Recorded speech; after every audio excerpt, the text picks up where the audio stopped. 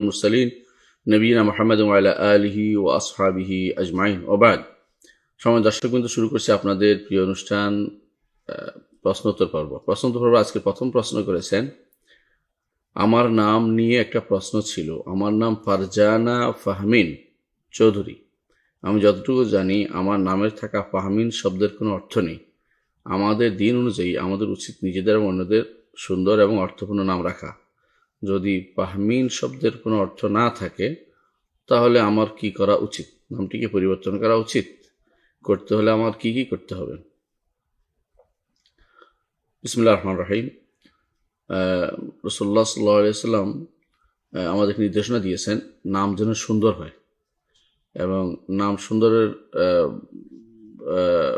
বড় যে ভালো দিকটা সেটা হচ্ছে যে নামের সাথে মানুষের কাজের কিছু মিল থাকে, এগুলো তাফাউল বলা হয়। রাসূলুল্লাহ সাল্লাল্লাহু আলাইহি ওয়াসাল্লাম খেয়াল রাখতেন, কখনো কার নাম খারাপ দেখলে তিনি পরিবর্তন করে দিতেন, এবং উত্তম নাম রসুল নিজে রাখতেন। যখন দেখতেন যে কোনো বেশি বাড়াবাড়ি হচ্ছে, ধার্মিক দেখে বাররা, কারো নাম নেককার, এটাও তিনি বদলাতেন। আবার কারো নাম খারাপ হলে মুর্রা, সেটাও তিনি বদলাতেন। রাসূলুল্লাহ সাল্লাল্লাহু আলাইহি ওয়াসাল্লাম এইভাবে নামের ক্ষেত্রে তিনি সুন্দর দিক নির্দেশনা আমাদের দিয়েছেন। তিনি এটাও বলেছেন যে তোমাদের নামগুলো সুন্দর করো, এবং এগুলো নাম অনুসারে তোমাদেরকে ডাকা হবে। যেহেতু নামগুলো একটা গুরুত্বপূর্ণ আমাদের সাকাফা বৈশিষ্ট্য, আমাদের দিনই একটি বৈশিষ্ট্য। কারণ হচ্ছে, দেখবেন আপনি হিন্দু ধর্ম যারা আছে তারা তাদের নাম ভুলেও আপনার মতো করে রাখবে না, ওদের ঠিক সংস্কৃত নাম খুঁজে খুঁজে রাখবে। বৌদ্ধ যারা আছে ওদের মতো মহাথেরো মুক্ত বিভিন্ন রকমের রাখবে। খ্রিস্টানরাও তাদের মতো করে ডব্লিউ দিয়ে রাখবে। আপনি একজন মুসলিম হিসাবে আপনার নামটা যেন অর্থপূর্ণ হয়, এবং এটা যেন আপনার সভ্যতা সংস্কৃতির পরিচায়ক হয়, এটা আপনার অবশ্যই থাকা উচিত। প্রত্যেকটি মানুষের জন্য নাম কখনো নাট বল্টু এই জাতীয় না রাখে, তারা যেন অবশ্যই রাখে যেটা মুসলিমের নাম হতে পারে, এরকম নাম যেন রাখা হয়। আর কিছু না পারো, কিছু নাম তো, একটা নাম তো কমন আছে, মোহাম্মদ নামটা রাখতে পারে, আহমদ নাম রাখতে পারে, আর আল্লাহর কাছে প্রিয় নাম দুটি আবদুল্লাহ আব্দুর রহমান দুটি রাখতে পারে। আবদুল্লাহ আব্দুর রহমান বা আল্লাহর সাথে যাই দাসত্ব বুঝায়, হ্যাঁ, আমাতুল্লাহ অথবা আবদুল্লাহ, আব্দুর রহমান, আব্দুল সামাদ, আব্দুর রাহিম, যতগুলি আল্লাহর নামের সাথে আব্দ লাগাই দিলে হবে, দাস। এটা আবার আরবি নামটাই হচ্ছে, বাংলা নামটা যেন না হয়। এই জন্য, কারণ আপনার সংস্কৃতির আপনি যেটা আপনি বিশ্বাস করেন, বিলং করেন, যে বিশ্বাস, সেই বিশ্বাসটাকে যেন আপনার পরিচয় আপনার নামের মধ্যে, এবং বুঝতে পারে যে মুসলিম না অমুসলিম। অনেক সময় অনেকের নাম এমনও হয়, দেখা যায় যে যদি বাপের নাম না জিজ্ঞাসা করা হয়, অনেক সময় বলা যায় না লোকটা কি মুসলিম না অমুসলিম। ধরেন বললো যে সুমন, এখন সুমন চন্দ্র ভট্টাচার্য না সুমন চৌধুরী, এইটা কোনটা বললে কিন্তু মুসলিম বোঝা যাচ্ছে না। যতক্ষণ পর্যন্ত সুমন তোমার পিতার নাম কি, তখন বলে যে হ্যাঁ মোহাম্মদ অমুক, তখন বোঝা যাচ্ছে সে মুসলিম। এত কঠিন জায়গায় চলে যাওয়া মুসলিমদের, এটা দুর্ভাগ্যের বিষয়। হ্যাঁ, আর অন্য এক হাদিসেও আসছে, তোমাদের নামে, তোমাদের পিতার নামে তোমাদের ডাকা হবে, মায়ের নামে তোমাদের ডাকা হবে। যে হাদিসগুলো দ্বারা বোঝা যাচ্ছে যে অবশ্যই আমাদের নাম সুন্দর হওয়া উচিত এবং অর্থপূর্ণ হওয়া উচিত। আমাদের দুর্ভাগ্য যে আমরা অনেকেই বিভিন্ন ইন্টারনেট খুঁজে একটা নাম বের করছি, অর্থ নিজে বানাই নিয়েছি, এরপরে নাম একটা রাখে, এরপরে যদি বলতে এটা শুদ্ধ হয় না, বলতে আমি ইন্টারনেট খুঁজে বের করছি। আপনার ইন্টারনেট খুঁজে বের করাটা ভুল হয়েছে, এটা আমি ভুল বলতে গেলে আপনার মনে কষ্ট আসবে, বলেন যা ওরা কি কম জানে নাকি? ভাই, ইন্টারনেটে তো বিভিন্ন রকমের নামের বই দেয়াই আছে, কিন্তু সেটা যে শুদ্ধ নয়, এটা আপনাকে আমি কিভাবে বলি, কিভাবে বুঝাই? তো এইভাবে যে সমস্ত নামের অর্থের সমস্যা, সেগুলো নাম অবশ্যই রাখা উচিত নয়, এবং যে সমস্ত নাম অর্থহীন, অথবা যে সমস্ত নাম এই বিজাতীয় কালচার, কাফের মুশরিকদের নাম, সেগুলো কখনো মুসলিমদের নাম রাখা উচিত নয়। এবং এমনকি কোনো মূর্তির নাম, কোনো তাদের কোনো সভ্যতার নাম, বা আগেকার দিনের সমস্ত নবীদের নাম বলে সাব্যস্ত হয়নি, অথচ তাদের বইতে নবী হিসেবে লেখা হয়েছে, ওদের নামও রাখা উচিত নয়। যেমন জার্জিস অথবা দানিয়েল অথবা এই জাতীয় নামগুলো রাখা উচিত নয়, কারণ এগুলো আমাদের দিনের মধ্যে এগুলোর কোনো অস্তিত্ব নেই, এবং এগুলো আমরা কোরআন হাদিস দ্বারা প্রমাণিত হয়নি, নবুয়ত প্রমাণিত হয়নি, সুতরাং তাদের সেই সমস্ত নাম রাখা যাবে না। অনুরূপভাবে ফেরেশতাদের নাম অনেকে রাখে, জিব্রাইল, মিকাইল, ইসরাফিল বা এই জাতীয় নামগুলো রাখা আসলে কখনো উচিত নয়। কারণ হচ্ছে এগুলো আপনার এগুলো বেশি বাড়াবাড়ি হয়ে যাচ্ছে। নবীদের নাম ইয়াদের ফেরেশতাদের নাম রাখা উচিত না, কারণ তাদের ফেরেশতারা আলাদা প্রজাতি, তাদের নাম আপনার মধ্যে আসবে কি জন্য। এই জিনিসগুলো আমরা এই জন্য বললাম যে নামের ক্ষেত্রে খুব বাহারি সিস্টেম চালু হয়েছে। অনেকে আবার নামের ক্ষেত্রে দেখবেন 3টা 4টা নাম রাখে, যেমন আমার নামে ধরেন 3টা নাম, এত নাম তো উচিত না। তো আমি তো আর পরিবর্তন করতে পারছি না, কারণ এটা তো আমাদের সার্টিফিকেটে লেখা হয়ে গেছে। নাম একটি হওয়া উচিত। তারপর তার নিক নেম থাকতে পারে, তার পরিচয়, তার থাকতে পারে, বংশের পরিচয় থাকতে পারে, এর অথবা তার কোনো উপাধি লকব এগুলো থাকতে পারে, কুনিয়াত থাকতে পারে, ছেলে মেয়ের নামের অমুকের বাবা অমুকের মা এর বলতে পারে, কিন্তু নাম একটাই হওয়া উচিত। দেখবেন আপনি ফাতেমা, তার নাম একটি, কিন্তু ফাতেমা ফাতেমা ফাতেমা খাদিজা অমুক এইভাবে 3-4টা নাম একসাথে উল্লেখ করা হয়নি। অথচ আমাদের দেশে কারো শান্তি হয় না যখন 3-4টা নাম না রাখা হয়। এগুলো হচ্ছে বাড়তি নামের বাহারি, এগুলোর মধ্যে অনেক সমস্যা তৈরি হয়। অনেক সময় দেখবেন আপনি লিখছেন ফারজানা ফাহমিন, এখন অনেকে মনে করবে ফারজানা আপনার নাম, ফাহমিন আপনার বাপের নাম, এইভাবে মনে করবে। এটা কিন্তু ঠিক না, এবং এটা সাধারণভাবে এটা ঘটেই থাকে। এই কাজটা অত্যন্ত দুর্ভাগ্যজনক যে এইগুলোর কারণে আমরা বিশ্বের বিভিন্ন জায়গাতে সমস্যাও পতিত অনেক সময়। তো এই জন্য আমি মনে করি যে নামের ক্ষেত্রে একটি নাম রাখা উচিত, ডবল নাম না রাখা উচিত। একটি নাম রাখা উচিত, মেয়ে হোক ছেলে হোক একটি নাম রাখবেন। আমরা আমাদের সন্তানদের নাম এভাবে রেখেছি আবদুল্লাহ, আব্দুর রহমান, আবদুল্লাহ মজুমদার, আব্দুর রহমান মজুমদার, মোহাম্মদ মজুমদার, অসুবিধা হয়নি। অনুরূপভাবে ওমর মজুমদার, আপনি যদি আরও রাখতে পারেন ওসমান আলী, ওসমান মজুমদার, আলী মজুমদার, কিন্তু আপনার থাকবেন ওসমান আলী তলহা, এরপরে পাবেন নাম। আপনি কয়টা নাম রাখতে চাচ্ছেন? আপনার আল্লাহ তাআলা আরও সন্তানদের সেগুলো রাখুন, নাতিদের রাখুন, অন্যদের রাখুন, কিন্তু আপনি 3-4টা নাম কেন রাখবেন? এটা এটা আমাদের সংস্কৃতি বিরোধী কাজ, এটা আসলে ঠিক না। কারণ হচ্ছে দেখবেন আবু বকর, ওমর, ওসমান, আলী, তলহা, জুবাইর রাদিয়াল্লাহু আনহুম আজমাইন, তারা নাম একটা একটা ছিল। তো আপনিও একটা নাম রাখবেন। ডবল নাম রাখা আমাদের এটা আমাদের সুন্নাহ সাল্লাল্লাহু আলাইহি ওয়াসাল্লামের আদর্শ বিরোধী। এটা আসলে ঠিক না। আমি বলছি না হারাম, কিন্তু কাজটা ঠিক না। এগুলোর মধ্যে অনেক সমস্যা তৈরি করে, এবং এগুলো আমাদের মৌলিক নীতির, ইসলামের মৌলিক নীতির বাইরের কাজ, এবং এগুলোর মধ্যে সমস্যা বহু রকমের আছে, আপনারা জানেন। সেটা তারকিবের সমস্যা। আমি আরবি আবার যদি কেউ লেখে নামটা, তার এটা কী বলবে? এটার বদলে এটা না, এটার আত্মবায়ান এটা, এই নিয়ে সমস্যা তৈরি হচ্ছে। এগুলো এই জন্য নাম একটি রাখার জন্য আমরা অনুরোধ জানাবো। আপনার নামের ক্ষেত্রে যেটা আসছে ফাহমিন, একটা অর্থ করা যায়, ফারজানা অর্থ প্রশস্ত মনের অধিকারী, ফাহমিন অর্থ হচ্ছে ধরেন যে বুঝে বেশি, এই জাতীয় অর্থ করা যায়। কিন্তু এই জাতীয় কেন 2টা নাম রাখবেন আপনি? আপনার নাম ফারজানা চৌধুরী বাস, অত ফাহমিন চৌধুরী, এটা হতে পারত একটা। ফাহমিন আসলে কোনো আরবিভাবে সুন্দর হয় না। ফাহিম হতে পারে, ফাহিম মানে যে বেশি বুঝে, কিন্তু ফাহিমিন এটা আবার অন্যদিকে চলে যাচ্ছে, উর্দু ফার্সি দিকে চলে যাচ্ছে। তো আপনি এই জাতীয় নামগুলো না রেখে আপনার এখন তো বদলানোর সুযোগ নাই, যেহেতু আপনি শুধু একটা ব্যবহার করবেন, মানুষের কাগজপত্র যেটা আছে এটা কিন্তু একটাই ব্যবহার করবেন। ধরুন আপনি ফারজানা লিখবেন, তো আপনি অন্যটা লিখবেন না লেখাই আপনার জন্য যথেষ্ট। মানুষের উচ্চ জিজ্ঞাসা করলে ওইটাই বলবেন। কাগজপত্র যদি থাকে, যেহেতু বদলাতে পারছেন না, তো সেটা বদলানোর প্রয়োজন নেই।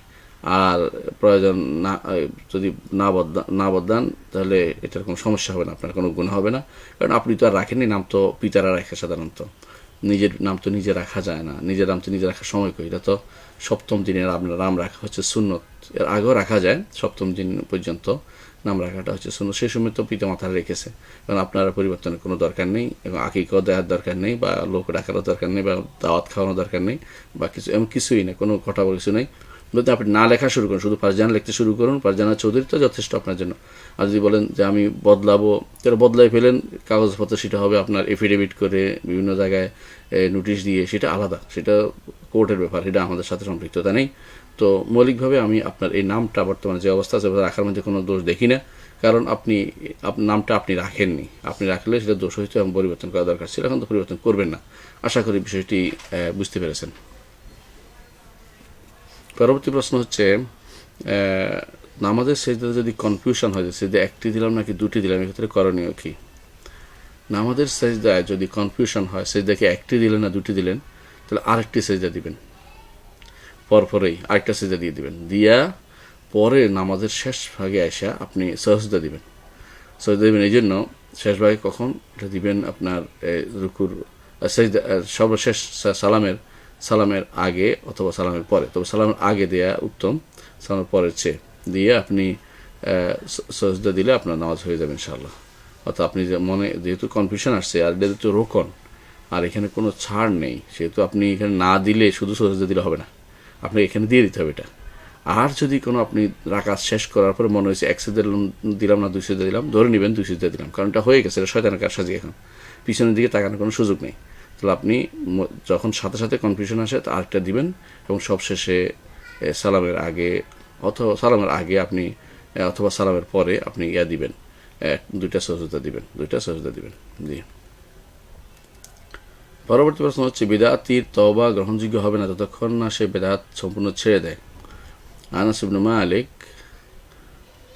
রাদিয়াল্লাহু আনহু বলেন, রাসূলুল্লাহ সাল্লাল্লাহু আলাইহি ওয়াসাল্লাম বলেছেন, ইন্নাল্লাহ হাজাবা তাওবাতা আন কুল্লি সাহিবি বিদআতিন হাত্তা ইয়াদা তাওবাতাহু। আল্লাহ তাআলা বেদাতি থেকে তওবা আড়াল করে রাখেন যতক্ষণ না সে বেদাত পরিত্যাগ করেন। তাবরানী তারগিব হাসান। এই হাদিসটিকে সহিহ হিসেবে নেওয়া যাবে। হাদিসের বিষয়ে একটু যদি জানতে চাই, আপনি হাদিস থেকে যেই নতিজা বের করেছেন, ফলাফল বের করেছেন, সেটা শুদ্ধ না। হাদিসে বলা হচ্ছে আল্লাহ তাআলা বেদাতীদের থেকে তওবার যে করার সুযোগটা উঠে নিয়েছেন, আর আপনি বলছেন গ্রহণযোগ্য হবে না, যেটা পার্থক্য আছে। বেদাতি যখন বেদাত করে তখন সে কিন্তু এটাকে তওবা করার নিয়তে করে না, সে সওয়াবের নিয়তে করে। এটা হলো মূল উদ্দেশ্য। হাদিস রাসূলুল্লাহ সাল্লাল্লাহু আলাইহি ওয়াসাল্লাম হাদিসে আসে, যেটা হচ্ছে হাজাবাত তাওবাতা, অর্থাৎ সে তওবা করতে পারবে না। কেন পারবে না? সে তো সওয়াবের নিয়তে করছে। ধরেন আপনি 2 রাকাত নামাজ পড়ে তওবা, আল্লাহ 2 রাকাত নামাজ পড়েছে, আমার মাফ করে দাও, কথা হইলো? আপনি তো বলেন যে আল্লাহ 2 রাকাত নামাজ পড়েছে, আমাকে সওয়াব দাও, এটা বলবেন। তো বেদাতি যখন বেদাত করে, ধরেন মিলাদ করে, অথবা ধরেন শবত পালন করে, অথবা ধরেন মেরাজ পালন করে, এই জাতীয় বেদাতগুলি যখন করে, তখন সে তো এটা সওয়াবের আশা করে করে, তখন সে বেদাত করবে, তো তওবা করবে কি জন্য? এটা হচ্ছে রাসূলুল্লাহ সাল্লাল্লাহু আলাইহি ওয়াসাল্লামের হাদিসটির যে সনদ হাসান আপনি বলছেন, তো যে হাদিসটা দুর্বল অনেকে বলেছে। তো এই হাদিসের এই দ্বারা মূল ভাষ্য হচ্ছে এটা যে হাজাবাত তওবাতা, তওবা থেকে তাকে পর্দা দিয়েছে, কারণ সে দেখতেছে না, সেটা অন্যায় মনে করছে না, তওবা করবে কি জন্য? সে অন্য তওবা করলে তারটা কবুল হবে, এটা গ্রহণযোগ্য হবে, এটা কোনো সমস্যা নেই। ধরেন একজন মানুষ বেদাত করে কিন্তু সে শিরিক করেছে, অথবা অন্য কোনো গুনাহ করেছে, কবিরা গুনাহ করেছে, এগুলোতে তওবা করছে, সেটা বন্ধ হবে না। বলা হচ্ছে এই যে বেদাতি যখন বেদাত করে ততক্ষণ পর্যন্ত, বেদাত না ছেড়ে দেওয়া পর্যন্ত তার বেদাত তওবা সে করবে না। এটা হলো বাস্তব কথাটাকে তুলে ধরেছেন, কারণ সে যেটা সবের কাজ মনে করে করতেছে, এটা হলো মূল উদ্দেশ্য। কিন্তু আমরা বুঝতে ভুল করে অনেক সময় সেটা প্রয়োগ করে, এবং অনেক মনে করে যেহেতু বেদাতি তার তওবা কবুল হবে না, কথা ঠিক নয়। এটা হচ্ছে আমাদের ভুল ধারণা। আল্লাহ তাআলা মুশরিকের তওবা কবুল করবেন, বেদাতের তওবা কেন কবুল করবেন না? কবুল অবশ্যই করবেন, কিন্তু সে তো তওবা করবে না। কেন করবে না? সে তো এটা সব মনে করে করছে, কিন্তু তার অন্যান্য গুনার কারণে যে তওবা করে, যদি কোনো অন্য শিরকিক আমল যেন তওবা করে, কুফরি আমল যেন তওবা করে, মুনাফিকের জন্য তওবা করে, সেগুলো কবুল হবে না। সে তো সে হাজাব করে না, আল্লাহ তাআলা বাধা দেন নাই, এটা অবশ্যই হবে। তাহলে এখানে আমাদের অর্থ বুঝতে ভুল হচ্ছে। তাছাড়া হাদিসটার মধ্যে সনদের মধ্যে কেউ দুর্বল বলেছেন, তারপরেও আমরা যদি হচ্ছে শুদ্ধ ধরে নিই, আলহামদুলিল্লাহ, তাতেও সমস্যা নেই। কারণ এটা হচ্ছে আসল মূল উদ্দেশ্য বলা রাসূলুল্লাহ সাল্লাল্লাহু আলাইহি ওয়াসাল্লাম, যে আসলে যে অবস্থা, যে ব্যক্তি তওবাতে লিপ্ত হয়ে যায় এবং দায়ীল বেদা হয়, সে কখনো তওবা করবে না, সে যেটা সবের কাজ করে মনে করবে। আমার মনে হয় বিষয়টা বুঝতে পারছেন। পরবর্তী প্রশ্ন হচ্ছে, আমি একজন আইনজীবী, আমি একটি ব্যাংকের আইন উপদেষ্টা হিসেবে আমরা বেতন ভুগি না, কাজ করলে ফি পাবো জাস্ট। প্রশ্ন হলো, ব্যাংকের পক্ষে কাজ করলে সুদের ফতোয়া আমার উপর প্রযোজ্য হবে কিনা? আমার কাজ হলো জায়গা জমির অপিনিয়ন দেয়া, লিগেল নোটিশ, ব্যাংকের পাওনা আদায়, কোর্টে ব্যাংকের জন্য কাজ করা, মর্টগেজ ডিড করা ইত্যাদি। জি ভাই, আপনি যে বলেছেন যে ব্যাংকের গুণে আপনি পড়বেন না, এতে কোনো সন্দেহ নেই, ব্যাংকের চাকরির গুণে পড়বেন না। প্রথমে যেহেতু আপনি এই কাজের জন্য আপনি নিয়োজিত না, আপনি কাজ পাইলে, কোর্টের কাজ পাইলে আপনি একজন সহযোগী হিসেবে কাজ করছেন, সেটার জন্য ফি পাবেন, সেটার জন্য টাকা পাবেন, এটা আপনি কোনো বেতনভুক্ত কর্মচারী না। কিন্তু আপনার ওইটুকু জায়গা জায়েজ হবে যতটুকু আপনার জন্য জিনিসটা আপনি হালালের মধ্যে থাকবেন। অর্থাৎ ধরেন আপনি জায়গা জমির অপিনিয়ন দিলেন যে এটা ঠিক আছে, জমিটা কোনো সমস্যা নেই, এটার জন্য আপনার টাকা দিল, এটা জায়েজ, হালাল, জালাল, কোনো সমস্যা নেই। লিগ্যাল নোটিশ দিলেন, জায়েজ, হালাল, কোনো সমস্যা নেই। ব্যাংকের পাওনা আদায়, কোর্টের ব্যাংকের জন্য কাজ করা, এখানে হলো সমস্যা। ব্যাংকের পাওনাটা তো সুদ ভিত্তিক একত্র হয়েছে, আপনি ওইটার জন্য নড়তেছেন, তাহলে যে ব্যক্তি সুদের কাজে সহযোগিতা করবে, তাহলে সে এটা তখন হবে হারামের মশলা। আবার যখন মর্টগেজ ডিড করবেন, মর্টগেজ দেওয়া ইসলামে কিন্তু নির্দিষ্ট নিয়ম হচ্ছে কেউ মর্টগেজ দিয়ে টাকা নিতে পারে না। কিন্তু আপনি মর্টগেজ ব্যাংকে নিচ্ছে সুদের জন্য, আপনি সেটার পক্ষ হইয়া কোর্টে গেছেন, আপনি সুদের পক্ষে কাজ করছেন, তাহলে ওইটা হারাম হবে। তাহলে আপনি বুঝতে পারছেন আপনার চাকরির ভিতরে, আপনার কাজের ভিতরে কিছু হালাল আছে, কিছু হারাম আছে। কিন্তু যারা সুদী ব্যাংকে চাকরি করে তাদের পুরোটাই হারাম। আপনার কিছু হালাল আছে কোনটা, যেটা হালাল শরীয়তে যেটা হালাল রাখছে ওইটা, আর যেটা হারাম যেটা শরীয়তে হারাম করছে। আপনি বুঝতে পারছেন এতক্ষণে যে আপনার কাজের মধ্যে হালালও আছে, হারামও আছে। আপনাকে বেছে শুনে চলতে হবে, কোনটা হালাল সেটা করতে পারবেন, যেটা হারাম এটা করতে পারবেন না। সমস্যা একটা আছে, সেটা হচ্ছে আপনাকে তাহলে নিয়োগও দিবে না। না দিলে আল্লাহ তাআলা রিজকুল্লাহ ওয়াসিআ, রাজ্জাক, ইন্নাল্লাহু রাজ্জাকু যুল কুওয়াতিল মাতিন। আল্লাহ তাআলা তিনি রিজিক দাতা। কোনো ব্যাংক আপনার রিজিক দিবে, কোনো সুদখোর ঘুষখোরও আপনার রিজিক দিবে, বা তাদের আশায় বসে থাকলে আল্লাহর উপর ভরসা আপনার কমে যাবে। আমি যতই এদের পিছনে দৌড়াই না কেন, আখিরাত আপনার দূরে সরে যাচ্ছে। এই জন্য আমাদের উচিত হবে না এমন কোনো কাজে নিজেকে লিপ্ত করা যেখানে আমাকে হালাল হারাম বেছে চলতে পারবো না, যেখানে আমি হারামের ভিতরে পড়তেই হবে আমাকে, এমন কোনো কাজে আমাদের ইনভলভ হওয়া উচিত নয়। আশা করি বিষয়টি বুঝছেন। পরবর্তী প্রশ্ন হচ্ছে, মোবাইলে কোরআন তেলাওয়াত চালু করে শুনতে শুনতে ঘুমানো যাবে? আমি প্রায় এটা করি, কিন্তু ঘুম থেকে উঠে দেখতে পাই এখনো তেলাওয়াত চলতেছে। এ থেকে কোনো প্রকার ভুল করছি কিনা জানালে খুশি হব। মোবাইলে কোরআন তেলাওয়াত চালু করে শুনতে শুনতে আপনি ঘুমিয়ে যান, কোনো সমস্যা নেই, একটু জায়েজ আছে। কিন্তু আপনি চালু করে দিয়ে যখন আপনি ঘুমিয়ে যাচ্ছেন, তখন কি এটা থেকে মুখ ফিরিয়ে নিচ্ছেন কিনা, এটা হলো মূল কথা। যদি এটা থেকে মুখ ফিরিয়ে ধরা হয় তাহলে কিন্তু ভীষণ গুনার কাজ। আর যদি মুখ ফিরিয়ে ধরা না হয়, আপনার যদি কোনো ভয় লাগে যে এখানে কোরআন তেলাওয়াত হলে শয়তান আমার ধরবে না, বা এর জাতীয় ভয়টাই আপনার থাকে, অথবা আপনি মনে করেন যে ঘুম থেকে উঠলে আবার শুনবো, অথবা আমি শুনতেছি এর মধ্যে ঘুম এসে গেছে, তাহলে আপনার কোনো সমস্যা হবে না। কিন্তু ইচ্ছা করে লাগিয়ে দেয়া, শুধুমাত্র আর দিকে না তাকানো, এরাদ আন জিকিরিল্লাহ, আল্লাহ জিকির থেকে বিমুখ থাকা, এটা জায়েজ হবে না।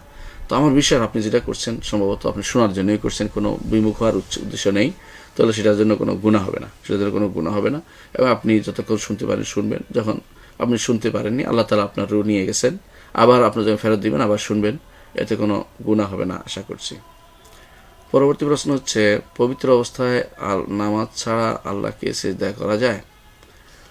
নামাজ ছাড়া, সালাত ছাড়া আর কোনো সিজদা আলাদাভাবে সিজদা দেওয়ার নিয়ম শুধুমাত্র আছে শুকরিয়ার সিজদা ছাড়া। বেহুদা শুধু একটা সিজদা দেয়া, কিছুক্ষণ পর সিজদা দেয়া নামাজ ছাড়া, এটা ইসলামের আদর্শ নয়। রাসূলুল্লাহ সাল্লাল্লাহু আলাইহি ওয়াসাল্লাম এই জাতীয় কোনো করে নাই। সাহাবা কিরাম তাবিঈনরা এই জাতীয় শুধু সিজদা দেওয়ার কোনো দলিল আপনি কেউ দেখাতে পারবেন না। বরং আপনার যখন সালাতের ভিতরে সিজদা লম্বা করে দিবেন, সালাত পড়বেন যখন, অথবা যখন তেলাওয়াতে সিজদা আসবে তখন লম্বা করে রুকু দিবেন কোরআনের তেলাওয়াতের পরে, অথবা যদি কোনো খুশ খবর আপনার আসে, সুসংবাদ আসে, সেখানেও আপনি লম্বা করে সিজদা দিতে পারবেন, অর্থাৎ সিজদা দিয়ে, কিন্তু বিনা কারণে কিছুক্ষণ পর শুধু একটা সিজদা দিবেন, এটা কিন্তু বেদাতের ভিতরে পড়বে। কারণ এই ইবাদতের এই সিস্টেমটা রাসূলুল্লাহ সাল্লাল্লাহু আলাইহি ওয়াসাল্লাম আমাদেরকে জানাননি। আর যে জিনিস আমাদের জন্য রাসূলুল্লাহ সাল্লাল্লাহু আলাইহি ওয়াসাল্লাম অনুমোদন করেননি, কিয়ামত পর্যন্ত এটা কোনোদিন দিন হবে না এবং শরীয়ত হবে না, এটার জন্য কোনো সওয়াব পাওয়া যাবে না। তাহলে আমরা বুঝতে পারছি যে পবিত্র থাকলেও আল্লাহকে, নামাজ ছাড়া আল্লাহকে সিজদা করার সিস্টেমটা আসলে অনুমোদিত না। শুধুমাত্র যেটা বলেছি, তেলাওয়াতের সিজদা অথবা শুকরিয়ার সিজদা, কোনো একটা ভালো সুসংবাদ আসছে, আপনার ছেলে হয়েছে, মেয়ে হয়েছে, অথবা আপনি পাশ করছেন পরীক্ষায়, অথবা আপনি কোনো বড় ধরনের বিপদ থেকে আল্লাহ উদ্ধার করছে, হ্যাঁ, অথবা কাফেরদের কোনো বড় ক্ষতি হয়েছে, ইমানদারদের জয় হয়েছে, আপনি সেখানে আপনি শুকরিয়া সিজদা করলেন, সেটা আপনার জন্য অজুও জরুরি না, বরং সিজদা এমনি করা যাবে সেটা। আর তেলাওয়াতে সিজদা কোরআন তো পড়ছেনই, সে তার অজু নিশ্চয়ই আছে, সেই অবস্থায় আপনি তেলাওয়াতে সিজদা করলেন।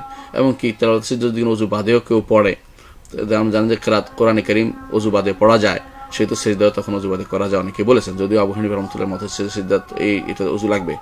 তাহলে বোঝা যাচ্ছে যে এই পবিত্র অবস্থায় নামাজ ছাড়া আল্লাহকে সিজদা করার এই সিস্টেম বিনা কারণে, মানে যেগুলি বলেছে এগুলি ছাড়া, সালাত ছাড়া অথবা তেলাওয়াত সিজদা অথবা শুকরিয়া ছাড়া, তিনটি পরিবেশ ছাড়া কোথাও শুধু সিজদা করার কোনো অনুমতি ইসলামে নাই, বা এইভাবে ইবাদত বলে সাব্যস্ত হয়নি। তো সেভাবে আমরা না করি। তবে মনে রাখবেন, এই জাতীয় সিজদা অজু বাদেও যদি কোনো কাফেরের জন্য করা হয়, কোনো মুশরিকি কোনো জায়গার মধ্যে করা হয়, কোনো কবরের জন্য করা হয়, কোনো পীরের জন্য করা হয়, কোনো নেতার জন্য করা হয়, কোনো রাষ্ট্রপ্রধানের জন্য করা হয়, তাহলে সঙ্গে সঙ্গে সেটা আপনি মুশরিক হয়ে যাবেন, চিরস্থায়ী জাহান্নামী হয়ে যাবেন, যতক্ষণ না তওবা করে ফিরে আসছেন।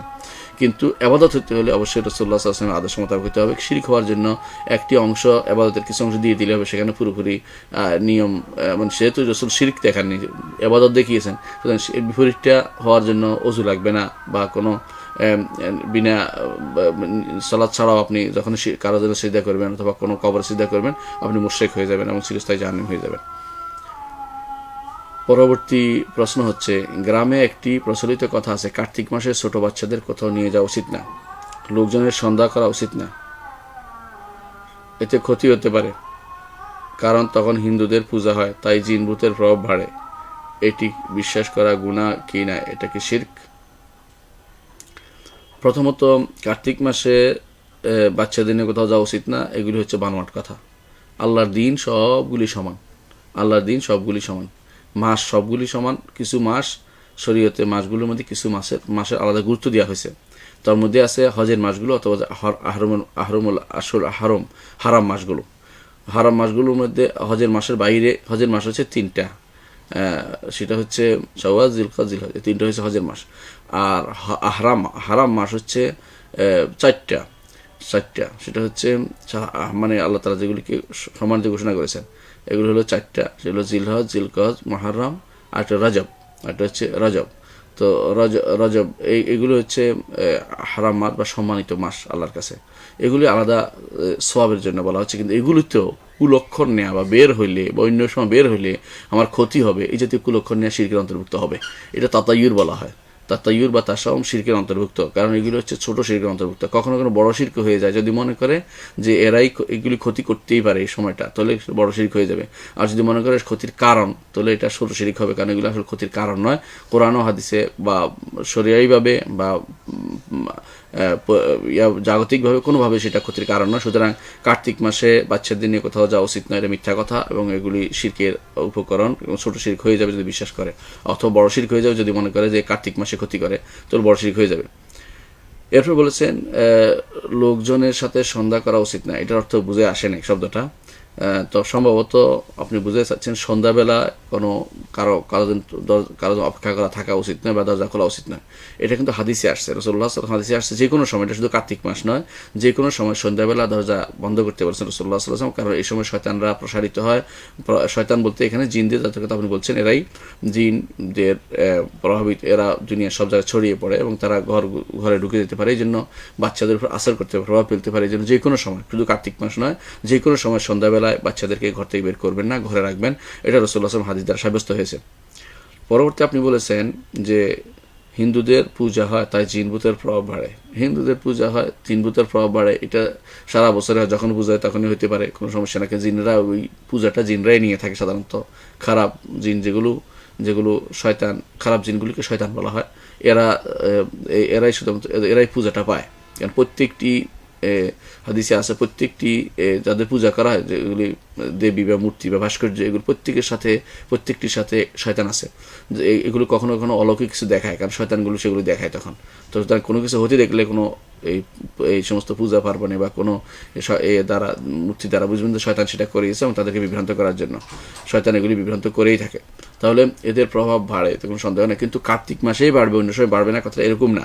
তো আপনার জন্য উচিত নয় ওই সমস্ত পূজা পার্বণে যাওয়া বা ওই সমস্ত পূজার কাছে যাওয়া, কিন্তু এগুলির কারণে সবসময় কার্তিক মাস পুরোটাই আপনার শয়তান বাড়তে থাকবে বা কার্তিক মাসের সন্ধ্যাবেলা শুধু বাড়বে, কথা এরকম না।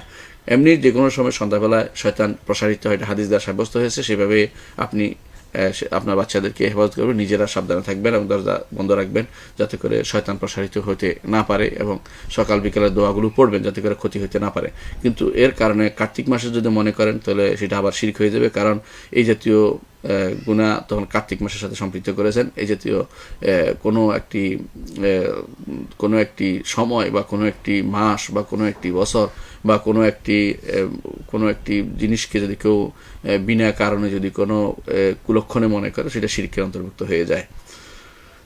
আশা করি বুঝতে পারছেন যে আপনার এটা ভয়াবহ একটি আকীদা, এটা গ্রামে হয়তো প্রচলিত আছে, এটা যেন আমাদের মধ্যে না থাকে, এটা আমরা অনুরোধ জানাবো। সবগুলি আল্লাহর সময়, কোনো সমস্যা নেই। আল্লাহ তাআলা প্রত্যেকটি সময় আল্লাহ তাআলা তিনি আমাদেরকে নেয়ামত হিসেবে সময়টা দিয়েছেন, এগুলিকে আমরা কাজে লাগাই, আল্লাহর দ্বীনের জন্য ব্যয় করি, পড়ালেখা করি, দিন মানি, দোয়াগুলি পড়ি, সুযোগ পেলেই সুবহানাল্লাহ, আলহামদুলিল্লাহ, আল্লাহু আকবার, লা ইলাহা ইল্লাল্লাহ, লা হাওলা ওয়ালা কুওয়াতা ইল্লা বিল্লাহ, এই দোয়াগুলো অবশ্যই যেন আমাদের চোখে মুখে সবসময় থাকে। আমরা যেন সবসময় নাসবুল আইন যেটাকে বলা হয়, সবসময় চোখের সামনে রাখি, যেগুলি পড়বো। সুযোগ পেলে মানুষের গল্প গুজব না করে সুবহানাল্লাহ, আলহামদুলিল্লাহ চালিয়ে যাবেন। সুবহানাল্লাহ, আলহামদুলিল্লাহ, আল্লাহু আকবার, লা ইলাহা ইল্লাল্লাহ, লা হাওলা ওয়ালা কুওয়াতা ইল্লা বিল্লাহ, এগুলো হচ্ছে শ্রেষ্ঠ কালেমা পৃথিবীতে। এর চেয়ে উত্তম কালাম আর কিছু হতে পারে না। এগুলো এই জন্য এগুলো যেগুলোতে থাকে, যে সমস্ত দোয়ার মধ্যে থাকে সেগুলো উত্তম দোয়া। এই জন্য এগুলো যখনই আপনি সুযোগ পাবেন পড়বেন, গাড়িতে বসে পড়বেন, যখন হাঁটবেন পড়বেন। আমার কাছে ভালো লাগে, এক ব্যক্তি জিজ্ঞাসা করা হয়েছিল আমাদের এক ওস্তাদদের মধ্যে যে তোমার অফিস থেকে তোমার বাসা কতটুকু দূর? তো বলছে অফিস থেকে আমার বাসা যদি গাড়ি জাম লাগে তো 300 তসবি, আর যদি জাম না থাকে তো 100 তসবি। ও তসবি কত দিকে হিসাব করতে, সে কত তসবি পড়তে পারে এতটুকু দূর হিসাব করতে, তার হিসাবটা হল তসবি দিয়ে, সে দূরত্বটা ভুলে গেছে, তার কারণ তার তসবি গণে। তো একজন মানুষ যখন সময়টা পায় তখন তার উচিত গাড়িতে বসে বা কোনো যানবাহনে বসে তার সময় উচিত প্রত্যেকটা সময় সে আল্লাহ তালার তসবি, আল্লাহ তালার জিকির এগুলোর মধ্যে ব্যয় করা। সময়টা যেন গিবতে বা বেহুদা কাজে গানে সময় নষ্ট না করে এটা খেয়াল রাখা উচিত। তো এই যে যেটা বললাম যে আপনার কোনো কালকে বা কোনো সময়কে গালি দেয়া, এটা জাহিলিয়াতের অন্তর্ভুক্ত। রাসূলুল্লাহ সাল্লাল্লাহু আলাইহি ওয়াসাল্লাম বা গালি নয় শুধু, এবং খারাপ ধারণা করা কুলক্ষণ, এটাও জাহিলিয়াত কাজের অন্তর্ভুক্ত, এবং এখানে শিরক হয়। রাসূলুল্লাহ সাল্লাল্লাহু আলাইহি ওয়াসাল্লাম বলেছেন লা তাসুবুদ দাহর আনা দাহর উকাল্লিবুল লাইলা ওয়ান নাহার। তোমরা সময়কে গালি দিও না, সময় হচ্ছে আমি সময় মানে হচ্ছে, তিনি আবার বলে দিয়েছেন তিনি উকাল্লিবুল লাইলা ওয়ান নাহার, রাত দিন তিনি পরিবর্তন করেন। তো সময়কে খারাপ ধারণা করলে, সময় কুলক্ষণ নিলে আল্লাহ সম্পর্কে খারাপ ধারণা করা হয়, কারণ তিনি সেটা পরিবর্তন করেন, তিনি সেটা রাত দিন করেন। রাত দিনের কোনো অংশে আপনার আল্লাহ সম্পর্কে মানে কোনো খারাপ কিছু হয় এমন কিছু বলা উচিত নয়। হ্যাঁ, যে সময়ে শয়তান প্রসার লাভ করে সেই সময় আপনাকে নিজেকে সাবধান থাকতে আল্লাহ এবং তার রাসূল নির্দেশনা দিয়েছেন, সেটাই করবেন। পরবর্তী প্রশ্ন হচ্ছে, সম্প্রতি আমার বান্ধবীর স্বামী মারা গেছেন, 15 দিন হলো। সে তার ছেলে মেয়েদের নিয়ে প্রতিদিন কবরের পাশে বসে 40 দিন সূরা ইয়াসিন পাঠ করে, এটা কি ঠিক? দ্বিতীয় প্রশ্ন, সে এবং তার ছেলে মেয়েরা তার স্বামীর জন্য কোরআন খতম করতেছে, এটাও কি সহিহ? সে এবং তার ছেলে মেয়েরা মৃত ব্যক্তির জন্য আমল করবে, এটুকু বলবেন কি? সে লন্ডন থাকে, ওইখানে নাকি কবরের পাশে বসার জায়গা আছে, যা কেউ মারা যায় এভাবে বসে সূরা ইয়াসিন পড়ে 40 দিন। আপনার প্রশ্ন অনেক লম্বা, তবে ইনশাল্লাহ আমরা উত্তর দেবো, কারণ এটা একটা বড় ধরনের বেদাত আমি জানি। মনে রাখবেন, একজন মানুষ দুনিয়ার বুকে থাকাকালীন তার আমল তার কবর যাবে। আপনি যে আমল করেছেন আপনার আমল আপনার কবরে যাবে, এতে কোনো সন্দেহ নেই। রাসূলুল্লাহ সাল্লাল্লাহু আলাইহি ওয়াসাল্লাম বলেছেন, ইযা মাতা ইবনু আদম ইনকাতা আনহু আমালু ইল্লা মিন সালাস। বনি আদম যখন মারা যায় তখন সমস্ত আমল তার কট অফ হয়ে যায়, সম্পর্কচ্যুত হয়ে যায়, তবে 3টে জিনিস বাকি থাকে। একটা সাদাকাতুন জারিয়া। সাদাকাতুন জারিয়া তো এমন সদকা, যে সদকা যতদিন আমল হয়, অনেকদিন আমল হয়, খেয়ে ফেলেছে শেষ নয়। ধরেন আপনি কাউকে একটা এমন প্রতিষ্ঠান করলেন যেটা যতদিন প্রতিষ্ঠান থাকবে ততদিন সদকা জারিয়া। আও ওয়ালাদুন সালিহুন ইয়াদউ লাহু, অথবা এমন নেক সন্তান যে তার জন্য দোয়া করবে, অথবা এমন আলেম যে আলেম মানুষকে শিক্ষা দিয়ে যতদিন আমল করবে ততদিন পর্যন্ত তার, অথবা যতদিন আমল করবে ততদিন সে আরেকজন শিক্ষা দিবে, যার কারণে সে আলেম হয়েছে, তত সব তার কবরে পৌঁছে থাকবে। এই 3টা ছাড়া আর কোনো কিছু মানুষের কবরে যায় না। এর মধ্যে আপনি চিন্তা করে দেখুন যে আলেম যদি যদি কোনো ছেলে মেয়েদের বা আপনার স্বামী, যে বলছেন আপনার বান্ধবীর স্বামী, যদি কোনো আপনার বান্ধবীকে কোরআন শিক্ষা দিয়ে থাকে, তাহলে সেটা সব কিন্তু পৌঁছবে কেন? হাদিস অনুসারে। আর সন্তানরা যদি কোনো নেক আমল হয়ে থাকে, সেটা কোনো পড়লে সেটা সব অবশ্যই কবরে যাবে। এটা হচ্ছে কথা। কোরআন খতম করলে, কথা ঘরে খতম করা বা যেমনি পড়ুক, যদি এক আয়াত পড়ে দোয়া করে তাও কাজে লাগবে। তো নিয়ম হচ্ছে এই দোয়াটা করে ওসিলা দিয়ে দোয়া করা। আল্লাহ, আমরা কোরআন পড়েছি, এর ওসিলা দিয়ে দোয়া করছি, আমার বাবাকে, আমার স্বামীকে আল্লাহ তুমি ক্ষমা করে দাও। এটা জায়েজ আছে, কোনো সমস্যা নেই। সমস্যা হচ্ছে যেটা বলছেন যে কবরের কাছে বসে তেলাওয়াত করা, এটা জায়েজ নেই, কারণ এটা সিস্টেম নয়। এটা শরীয়তের সিস্টেম থাকলে রাসূলুল্লাহ সাল্লাল্লাহু আলাইহি ওয়াসাল্লামের কবর পাশে সাহাবায়ে কেরাম সারা জীবন বসে থাকতেন, একটু উঠতেন না। এটা আপনি জানেন ভালো করে, এবং কোনো সাহাবী কাজটা করেননি বা তাবিন এটা করেননি। কোনো সাহাবী থেকে হয়তো 2-1টা রিওয়ায়াত পাওয়া যায়, তারা বলছে যে তার সন্তানকে তুমি এটা পড়িও আমার কবর পাশে। এটা ব্যক্তিগত একক আমলকে কখনো দলিল হিসেবে নেওয়া যাবে না, কারণ এটা হচ্ছে মৃত্যু এমন এক কাজ, এটা আপনি জানেন সার্বজনীন, প্রত্যেকটি মানুষকেই পাবে।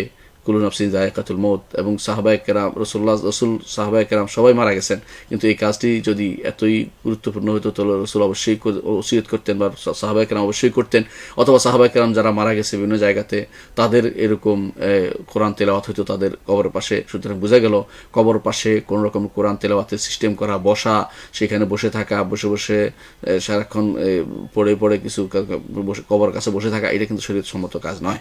কবরে জিয়ারত করবেন যে কাজগুলোর জন্য, সেটা হচ্ছে রাসূল বলে দিয়েছেন যে কবর জিয়ারত হবে কয়েকটি কাজের জন্য। 1 নম্বর হচ্ছে তুযাক্কিরুকুমুল আখিরা, আখিরাতকে স্মরণ করার জন্য, যে আমিও এরকম চলে যাব। চলে যাব। আবার তুজাহিদু ফিদ দুনিয়া, দুনিয়া বিমুখ হবে যে আমার এত সম্পদ কী হবে, আমি তো চলে যাব, এগুলি আমি রেখে কষ্ট করতেছি কার জন্য। ইন্নাকা কাদহুন ইলা রাব্বিকা কাদহান ফামুলাকি, যে আমি এত কষ্ট করে রেখে আসছি, সব কিছু আল্লাহ কাছে চলে যাচ্ছে সব রেখে। এটা আল্লাহ শিখিয়ে দিচ্ছেন আমাদেরকে, এটা কথা মনে হবে। আর মনে হবে আর কি হবে, এদের জন্য দোয়া করা, কবরবাসীর জন্য দোয়া করা। এই তিনটি মৌলিক কাজ। আরেকটি চতুর্থ হচ্ছে রসুলের সুন্নতকে ইহয়া করা, জীবিত রাখা, যাতে করে যে সবসময় রসুল কবর জিয়ারত করতেন।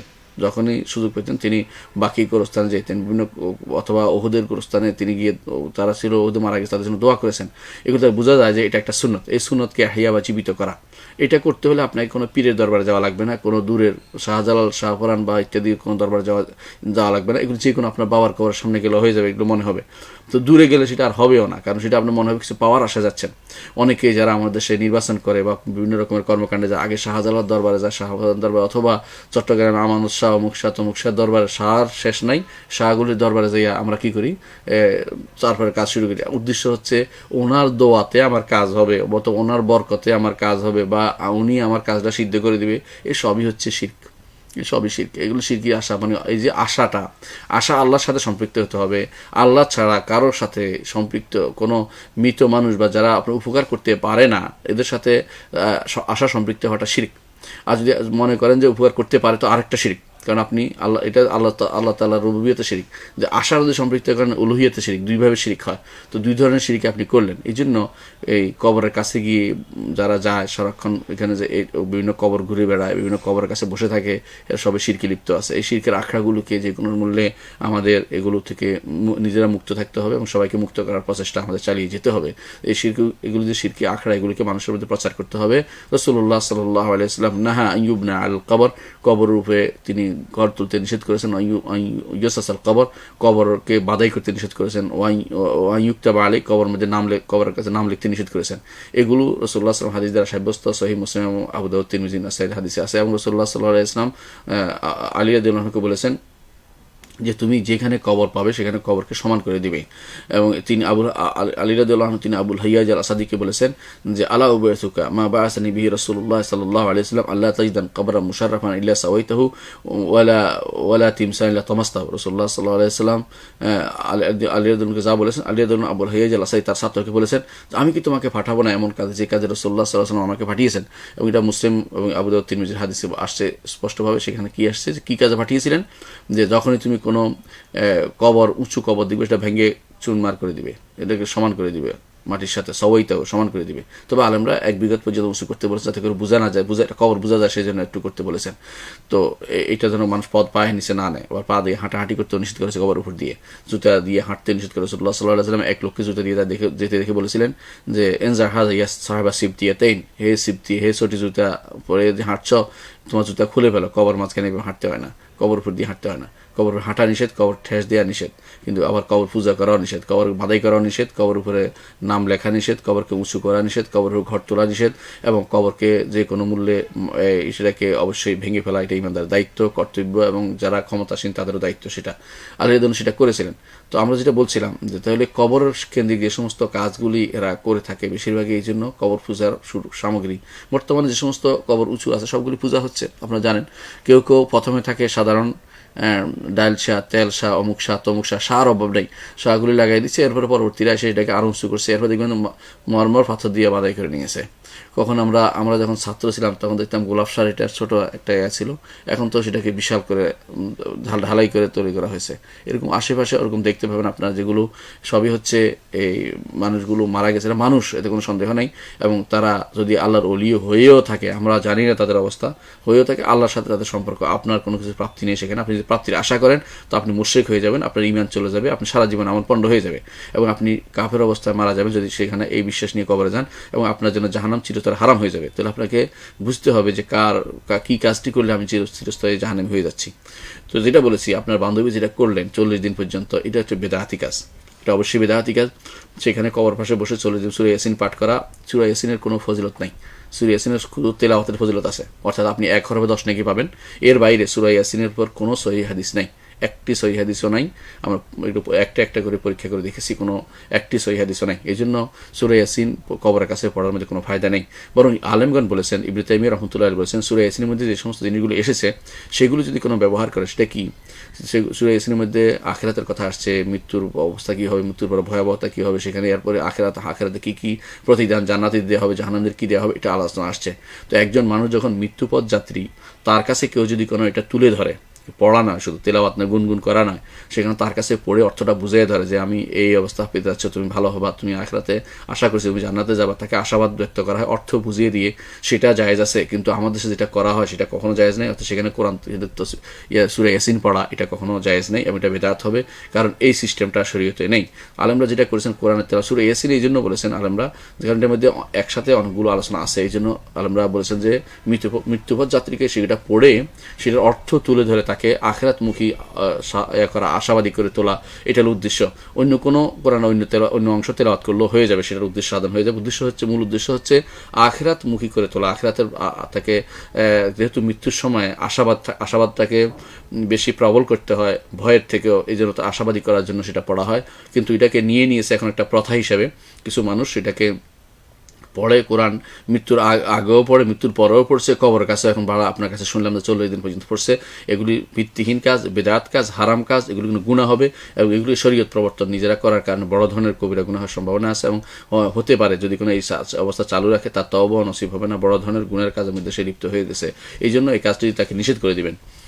আর যেটা বলেছি যে যদি কোরআন তেলাওয়াত করে ঘরে এবং পড়ে রসিলা দিয়ে দোয়া করে, তাহলে সেটা ইনশাআল্লাহ কাজে লাগবে। তবে এটা যেন অর্থ দিয়ে, মানে কারো কিনে এনে যেন সেটা করা না হয়, নিজেদের পিতামাতার জন্য দোয়া করলে এটা অবশ্যই কাজে লাগবে। ঠিক অনুরূপভাবে কোরআন তেলাওয়াত করলে আহাবুল ওয়াসাইল্লাহ, আল্লাহর বাণী দিয়ে, আল্লাহর কথা দিয়ে, আল্লাহর একটি গুণ দিয়ে আপনি আল্লাহর কাছে আল্লাহর প্রিয় হতে চাচ্ছেন, সেটা দিয়ে দোয়া করবেন। স্বামীর জন্য স্ত্রী দোয়া করবে, অথবা সন্তানরা তার পিতার জন্য দোয়া করবে, এতে কোনো সমস্যা নেই। তবে এটাকে এত খতম দিতে হবে বা এত খতম এরকম না, যতটুকু পারে অতটুকু পড়বে এবং এটা বাধ্যবাধক 40 দিন বা দিনের সাথে বাধ্যবাধক দিবে না, সারা জীবন যতটুকু পড়ে, কোরআন হাদিস যতটুকু পড়ে অতটুকুর মধ্যে যেন তাদের জন্য দোয়া করে, ওসিলা দিয়ে দোয়া করে যে আমরা আল্লাহ দিন শিখেছি, আল্লাহ কোরআন পড়েছি, হাদিস পড়েছি, আল্লাহ এর ওসিলা যে সব তুমি আল্লাহ আমাদের দিয়েছ, এর ওসিলায় আমরা দোয়া করতেছি, আল্লাহ আপনি আমাদের অমুককে তোমাকে ক্ষমা করে দেন, এইভাবে বলতে পারবেন। এটা হচ্ছে উত্তম পদ্ধতি, যেটা আমরা জানাই দিলাম আপনাকে।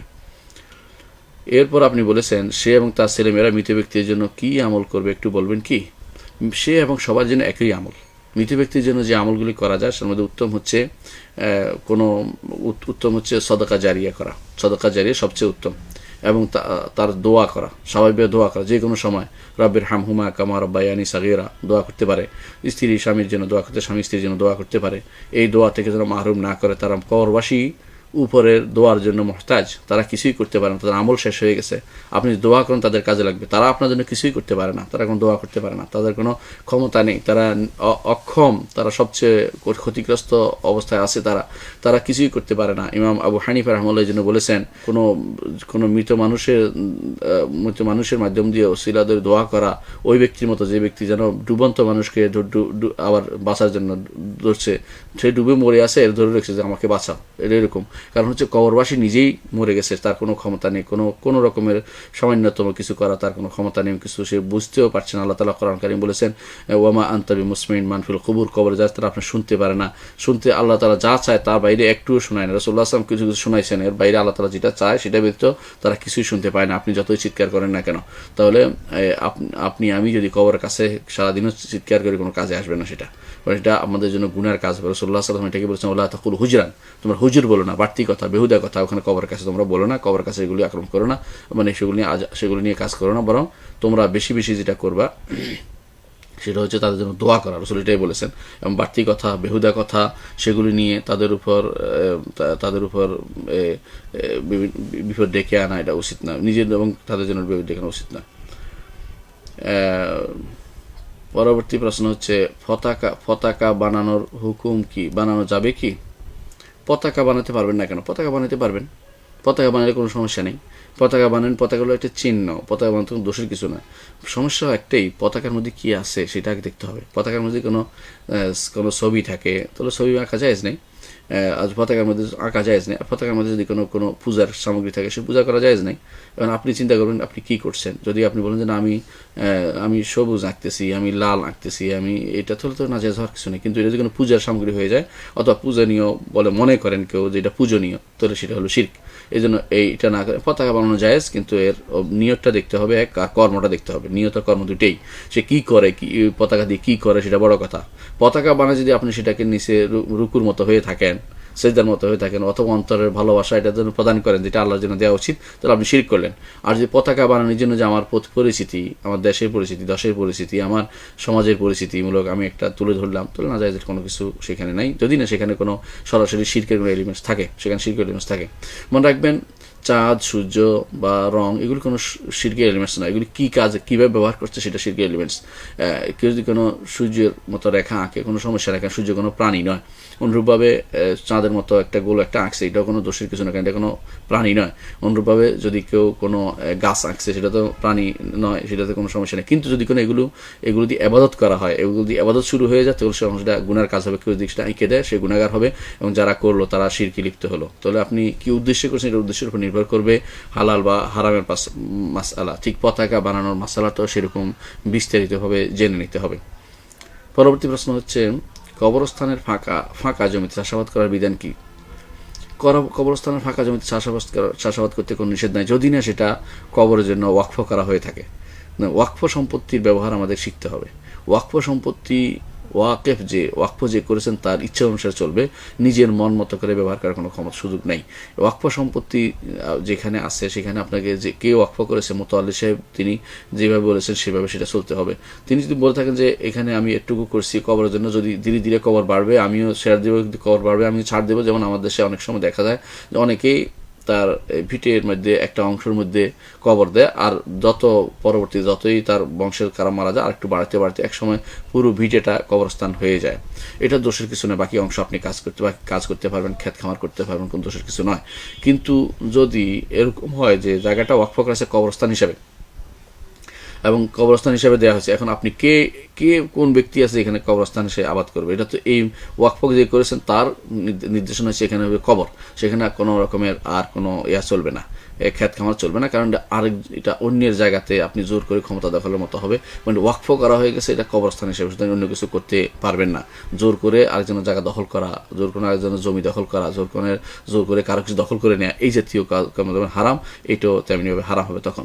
আর এমনি যদি কোনো ফাঁকা জমি আছে এবং এটা কোনো ওয়াকফ করে নাই, বরং কবর দিয়ে যাচ্ছে অথবা এর নির্দিষ্ট একটা অংশ করেছে ওয়াকফ, বাকিটা ফাঁকা আছে, তাহলে আলহামদুলিল্লাহ সেখানে আপনি আবাদ করতে পারবেন, চাষাবাদ করতে পারবেন। পরবর্তী প্রশ্ন হচ্ছে, বাংলাদেশে প্রচলিত দেওবন্দি ঘরানার হানাফিদের আকিদা কি সহি? তারা কি ইমাম আবু হানিফা রাহমাতুল্লাহ আকিদা পোষণ করে? বিস্তারিত বলুন শেখ। দেখুন, আমরা সাধারণত নাম ধরে কারো বদনামি করতে চাই না। দেওবন্দির দূষণ কিছু নয়, দেওবন্দির অনেক ভালো সহিহ আকীদার আলেমও আছেন এবং বাইরেও সহিহ আকীদার আলেম আছেন। আমরা দেখতে পাই সাহারানপুরের হাজি ইউনুস রহমতুল্লাহ আলাইহি, যিনি প্রধান মুফতি ছিলেন কিছুদিন আগ পর্যন্ত, তিনি সহিহ আকীদার অনেকগুলো কাজ করেছেন এবং তিনি অনেক ব্যাখ্যা করেছেন। ইমাম বুখারী রাহমাতুল্লাহ কিতাবুত তাওহীদের সুন্দর ব্যাখ্যা করেছেন। আল্লাহ যদি তৌফিক দেয় সেটা যদি বের হয় আমাদের তত্ত্বাবধান, তো দেখতে পাবেন যে উনি কতটুকু ভালো কাজ করেছেন। তাহলে সবাই একরকম না। এমনকি আপনি দেখবেন দেওবন্দের যে প্রধান ছিলেন, ব্যক্তিত্ব ছিলেন শেখ কারি তৈয়ব রহমতুল্লাহ আলাইহি, তিনি তহাবিয়ার ব্যাখ্যা করেছেন। সেখানে তিনি সুবহানাল্লাহ সিফাতগুলো সাব্যস্ত করে গেছেন এবং তিনি আল্লাহ তাআলা তিনি সৃষ্টির বাইরে, স্রষ্টা এবং সৃষ্টি আলাদা, এই তথ্য তিনি সেখানে দিয়েছেন। তাহলে এমনকি ইমাম কাশ্মীর রহমতুল্লাহ আলাইহি তিনিও উল্লেখ করেছেন তার এর মধ্যে আরফুস সাজির মধ্যে যে সবচেয়ে সলভে সালিন পদ্ধতি হচ্ছে এটাই, সলভে সালিন তরিকা হচ্ছে এটাই যে আল্লাহ তাআলা আরশের উপরে, এবং তিনি স্পষ্ট উল্লেখ করেছেন স্রষ্টা এবং সৃষ্টি আলাদা, সেটা উল্লেখ করেছেন তিনি সেখানে। তাহলে বোঝা গেল যে একটা পুরা গোষ্ঠীকে কখনো এক হুকুমে ফেলা কখনো উচিত নয়। কারণ আপনি দেখবেন অনেকেই আছে যারা বিভিন্ন রকমের বিভিন্ন সলাফের সাথে সম্পৃক্ত, বা কোনো তাদের মধ্যে মাঝে মধ্যে কিছু ভুল পাবেন আপনি। তো এই জাতীয় ভুল থাকার কারণেই একটা পুরা বিরাট গোষ্ঠীকে একসাথে আমরা আকীদা অশুদ্ধ এইভাবে না বলি, আমরা বলি যারা এই আকীদা পোষণ করে তারাই বিভ্রান্ত, তার পথভ্রষ্ট, এইভাবে বলবো। ধরেন দেওবন্দি ঘরানার আর হানাফিদের মধ্যে যারা সহি আকিদা আছে তারা সহি আলহামদুলিল্লাহ। আবার দেখবেন যাদের মধ্যে যারা মাতুরিদি অথবা আশারি আকিদা পোষণ করে এরা সংখ্যা বেশি, এদের সংখ্যা বেশি এবং আমাদের দেশে এটার সংখ্যাটাও বেশি, এতে কোনো সন্দেহ নেই। তো এরা বিভ্রান্ত আকিদা এবং তারা আহলে সুন্নাত জামাতের আকিদার বাইরে, এটা আমাদের বলতে কোনো দিতে থাকা উচিত নয়। যদি আহলে সুন্নাত জামাতের ভিতরে থাকতে চান তারা তো আকিদা পরিবর্তন করে আসলেই হয়। তিনি আবু হানিফা রহমতুল্লাহ যে আকিদা পোষণ করতেন সেটাই আসলেই হয়ে যায়। তারা মাতুরিদির আকিদা নিতে হবে কেন? আবু হানিফা রহমতুল্লাহ আলাই যে আকিদা পোষণ করতেন এটা সালাফিদের আকিদার কাছাকাছি ছিল। শুধুমাত্র ইমানের মাসআলাতে আবু হানিফা রহমতুল্লাহ আলাই কিছু বিশেষ কারণে হয়তো ওই সময় তিনি সমস্ত শব্দ ব্যবহার করেছেন, সেগুলো অনেক কাছে বিতর্কিত হয়েছে, কিন্তু মৌলিকভাবে তিনি চার ইমামের আকিদা একই রকম ছিল এবং আগে সালফে সালেহিন আকিদা একই রকম ছিল। দুর্ভাগ্যবশত পরবর্তী যুগে এসে 300 শতাব্দীর পরে এসে যিনি আসেন ইমাম আবু মনসুর আল মাতুরিদি রহমতুল্লাহ আলী এবং ইমাম আবু হাসান আশারি রহমতুল্লাহ আলী, তাদের দিকে নিসবত হইতে আমাদের ভালো লাগে, কিন্তু আমরা আকিদাতে সালফে সালেহিনের দিকে নিজেদেরকে সম্পর্কিত করতে আমাদের ভালো লাগে না। এটা আসলে আমাদের দুর্ভাগ্য ছাড়া কিছুই নয়, এবং এটা আসলে আমাদের বিভ্রান্তি, পথভ্রষ্টতা যাই বলেন, এটার ভিতরে আমাদেরকে থাকতে হবে যে এরা এই বিভ্রান্তির মধ্যে লিপ্ত রয়েছে। তো আমরা মৌলিকভাবে এটাই বলবো যে কোনো এককভাবে কোনো ঘরানার আকিদা সবাইকে একসাথে আমরা না বলি। কেন না বলি? আল্লাহ তাআলা আমাদেরকে এই সিস্টেমটা জানিয়ে দেননি। আল্লাহ তাআলা আমাদেরকে বলেছেন ওয়ালা তাজিদু আকসারহুম শাকিরিন, তাদের অধিকাংশকে তুমি শুকরগুজার পাবে না। ওয়ালাকিন্না আকসারহুম, আল্লাহ তাদের অধিকাংশই কাফের, এইভাবে আল্লাহ তাআলা বলেছেন। তো অধিকাংশ বলেছেন, কাফেররা সবাই খারাপ, কিন্তু আল্লাহ তাআলা তাদের তারপর অধিকাংশ বলেছেন, কারণ তাদের মধ্যে 2-1 ভালো আছে। সেইভাবে আমরা বলবো যে এইভাবে দেওবন্দি ঘরানার এভাবে আম কথা না বলি। আরেকটি কারণও বলবো না, এই কারণ হচ্ছে বেশিরভাগ মানুষই কিন্তু ফিতরিভাবে আল্লাহ তাআলার আসমা সিফাত থেকে শুরু করে বিভিন্ন জিনিস তারা কোরআন হাদিস পড়ে সেগুলি বিশ্বাস করে, এবং তাদের যে সমস্ত খেদমত আছে সেগুলি তারা কখনো এই আল্লাহ তাআলার আসমা সিফাত বা এই জাতীয় যত আকীদাগত ইমানি বিষয়ে তারা সাধারণত দেখা গেছে সহিটাই বিশ্বাস করে গেছেন। তারা কোনো একটা ভুলের উপরে তারা থাকেননি, কারণ তারা এই ইলমুল কালাম বা কালাম শাস্ত্রের মধ্যে ডুবে যাননি, বরং তারা কোরআন হাদিসের খেদমতই করে গেছে, সেই জন্য তারা সঠিক কথাটি বলে গেছেন। তাহলে আমরা যদি কোনো একটা আমভাবে বলে দেই দেওবন্দি ঘরানার সব আকিদা অশুদ্ধ, এটা কিন্তু একটা ভুল হবে। এটা এইভাবে না বলি, আমরা বলি যে আলহামদুলিল্লাহ খায়ের কল্যাণ সবখানেই আছে, সব মাদ্রাসায় থাকবে, কিন্তু যারাই এভাবে বলবো তাদের মধ্যে যারাই, এবং এটা বেশিরভাগ, আবারও বলছি বেশিরভাগই যারা আকিদা মাতুরিদিয়া বিশ্বাসী এবং যারা আশারি আকিদা বিশ্বাসী তারা বিভ্রান্ত, পথভ্রষ্ট এবং তারা সহিহ আকিদা বিরোধী এবং তারা আহলে সুন্নাত জামাতের মানহাজের বিরোধী, এবং এই জন্য তাদের এই সমস্ত যারা এই সমস্ত আকিদা পাঠ করে তাদের আকিদা পড়াও জায়েজ নেই, শোনাও জায়েজ নেই, তাদের কাছে এগুলো কোনো দার্স নেওয়া জায়েজ নেই, তাদের মজলিসে বসাও জায়েজ নেই, কারণ এগুলো হচ্ছে বিভ্রান্তি তথ্য, কোরআন সুন্নাহ বিরোধী কথাবার্তা, এগুলো শোনা কোনোভাবে জায়েজ নেই, এগুলো প্রমোট করাও জায়েজ নেই। আপনি বুঝতে পারছেন আমি কি বলতে চাচ্ছি? তারপরে এদের মধ্যে যারা ভালো, এদের মধ্যে যারা সহি কথা বলে, বিশুদ্ধ কথা বলে বা হাদিসের দার্স দেয় বা তাফসিরে আলোচনা করে, এদের যদি শুদ্ধ হয় শুদ্ধটা অবশ্যই নেওয়া যাবে, এতে কোনো সন্দেহ নেই। তবে যারা আকিদা বিভ্রান্তিতে প্রসিদ্ধ হয়ে আছে, বিভ্রান্ত আকিদা প্রচারে প্রসিদ্ধ, এই সমস্ত লোকদের কোনো গ্রন্থ পড়বেন না, এই সমস্ত কোনো লোকদের কোনো গ্রন্থ পড়বেন না, এবং সেগুলোকে এমনকি তারা যে ভালোও বলে সেটা অন্য ওখানে পাওয়া যাবে, এই জন্য তাদের এই ভালো অংশটুকু নেওয়ার চেষ্টা করবেন না। এই জন্য, কারণ আপনি জানেন না ভালো কোনটা মন্দ কোনটা, আপনি ভালো মন্দ দুইটাই নিতে তখন আপনি নিয়ে যাবেন কোনো না বুঝে। এই জন্য আমরা আবারও বলছি যে আমরা আগে ইলমি ক্ষেত্রে আমরা প্রাধান্য দিব সবসময় আহলে সুন্নাত জামাতের আকীদা যেটা সেটাকে, এবং আহলে সুন্নাত জামাত বলতে আমরা বুঝাচ্ছি যাদের কোনো আলাদা কোনো পরিচিতি নেই, তারা আহলে সুন্নাত জামাত, এটাই তাদের পরিচয়, তাদের মধ্যে আর কোনো পরিচয় হয় না, যেমন বেরেলভি, যেমন দেওবন্দি, যেমন মাতুরিদি, যেমন আশারি, এরকম পরিচয় হয় না। তাদের পরিচয় আহলে সুন্নাত জামাতের আকীদা, যারা কোরআন কারীম, রাসূলুল্লাহ সাল্লাল্লাহু আলাইহি ওয়াসাল্লাম, হাদিস, সাহাবায়ে কেরাম, তাবেঈন, আইম্মায়ে মাতবুঈন, তাদের যে আকীদা ছিল একই আকীদা বিষয়, সেটাই আমরা পরিচয় দিব। যারা এই পরিচয় দেয়, সে যেখান থেকে পড়ে আসুক না কেন, যেখানে থাকুক না কেন, সে আহলে সুন্নাত জামাতের আকীদার অনুসারী, এবং তাদেরকে আমরা প্রমোট করব, তাদের কথা আমরা বলবো। এর বাইরে যদি কোনো, এবং মদিনা থেকে পড়ে এসো অনেক মানুষ বিভ্রান্ত, পথভ্রষ্ট, আপনি দেখতে পাবেন পাবেন।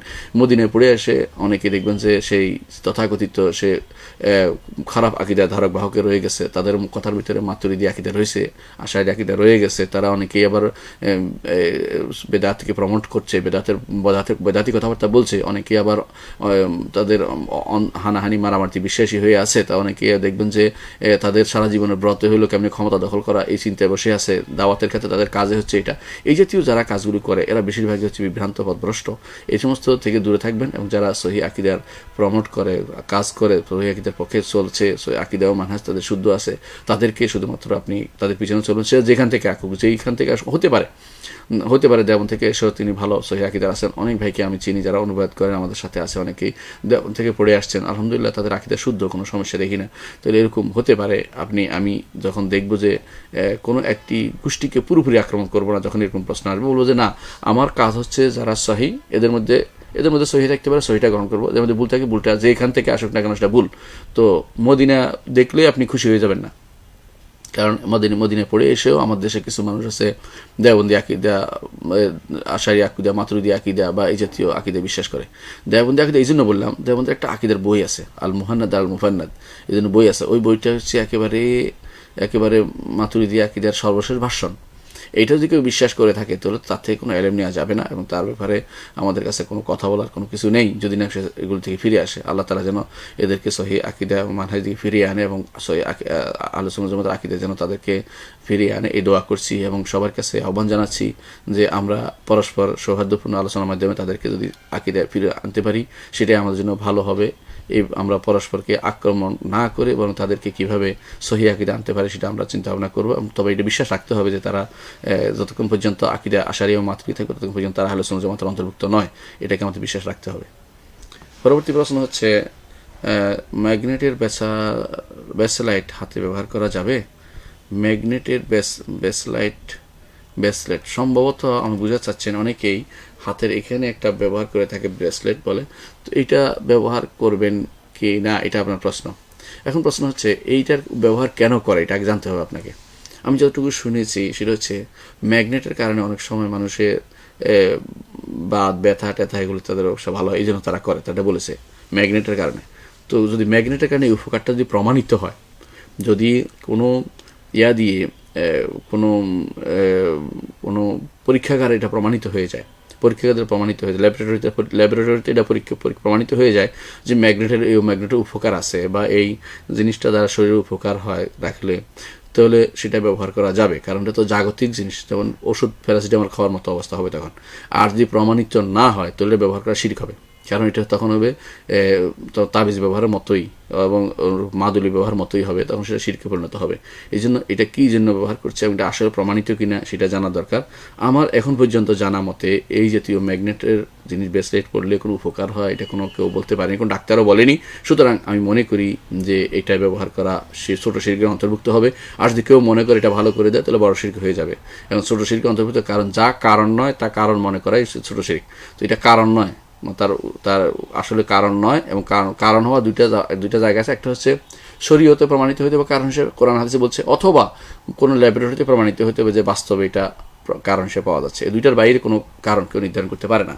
আপনি যদি মনে করেন যে কার্তিক মাসে অথবা অমুক মাসে, মাঘ মাসে যদি কোনো কাটা হয়, বাঁশ কাটলে পানি পাওয়া গেলে আপনার পানি খেলে আপনার রোগ ভালো হয়ে যাবে, এটা হচ্ছে এই জাতীয় মিথ্যা কারণ। এই মিথ্যা কারণের কারণে আপনি শিরক হবে, ছোট শিরক হবে। আর যদি মনে করেন এটাই ভালো করে দিবে তাহলে বড় শিরক হয়ে যাবে। অর্থাৎ যদি কোনো বলেন যে আল্লাহ এটার মধ্যে সেবা রাখছে তাহলে ছোট শিরক হবে, আর যদি মনে এটা খাইলে এটার মধ্যে এটাই সেবা করে দিবে তাহলে বড় শিরক হবে। অর্থাৎ ছোট শিরক বড় শিরকের বাইরে যাচ্ছে না। এর অর্থ হচ্ছে এই জাতীয় জিনিসগুলো, ব্রেসলেটগুলো যতক্ষণ পর্যন্ত প্রমাণিত না হবে এগুলি কোনো ল্যাবরেটরিতে, ততক্ষণ পর্যন্ত এগুলি ব্যবহার করলে আপনি ছোট শিরকের মধ্যে আসেন। আর যদি মনে করেন যে এটাই ভালো করে দিবে তো বড় শিরকে লিপ্ত হবেন। এই জন্য এগুলো থেকে আমাদের দূরে থাকা উচিত। আল্লাহ আমাদের বুঝার তৌফিক দান করুন। পরবর্তী প্রশ্ন হচ্ছে, সহিহ হাদিসে আছে ঘুম থেকে উঠে কেউ যেন তার হাত 3 বার না ধুয়ে পাত্রে না ঢুকিয়ে দেয়। এখন আমরা তো টিউবওয়েলে অজু করি, এখন কি 3 বার হাত ধুয়ে তারপর অজু করব, নাকি অজুর জন্য যে 3 বার কবজি পর্যন্ত ধুই এটাই যথেষ্ট হবে? শেখ, আলহামদুলিল্লাহ আপনি বুঝতে পারছেন যে অজুর জন্য 3 বার প্রথমে 3 বার কবজি পর্যন্ত দোয়া সুন্নত, এটাই বড় বড় জিনিস। মূল সুন্নতটা হচ্ছে এটা। এখন রাসূলুল্লাহ সাল্লাল্লাহু আলাইহি ওয়াসাল্লাম কেন সেটা বললেন যে যেন পাত্রে না ঢুকিয়ে দেওয়া হয়, এটা একটা কারণ আছে।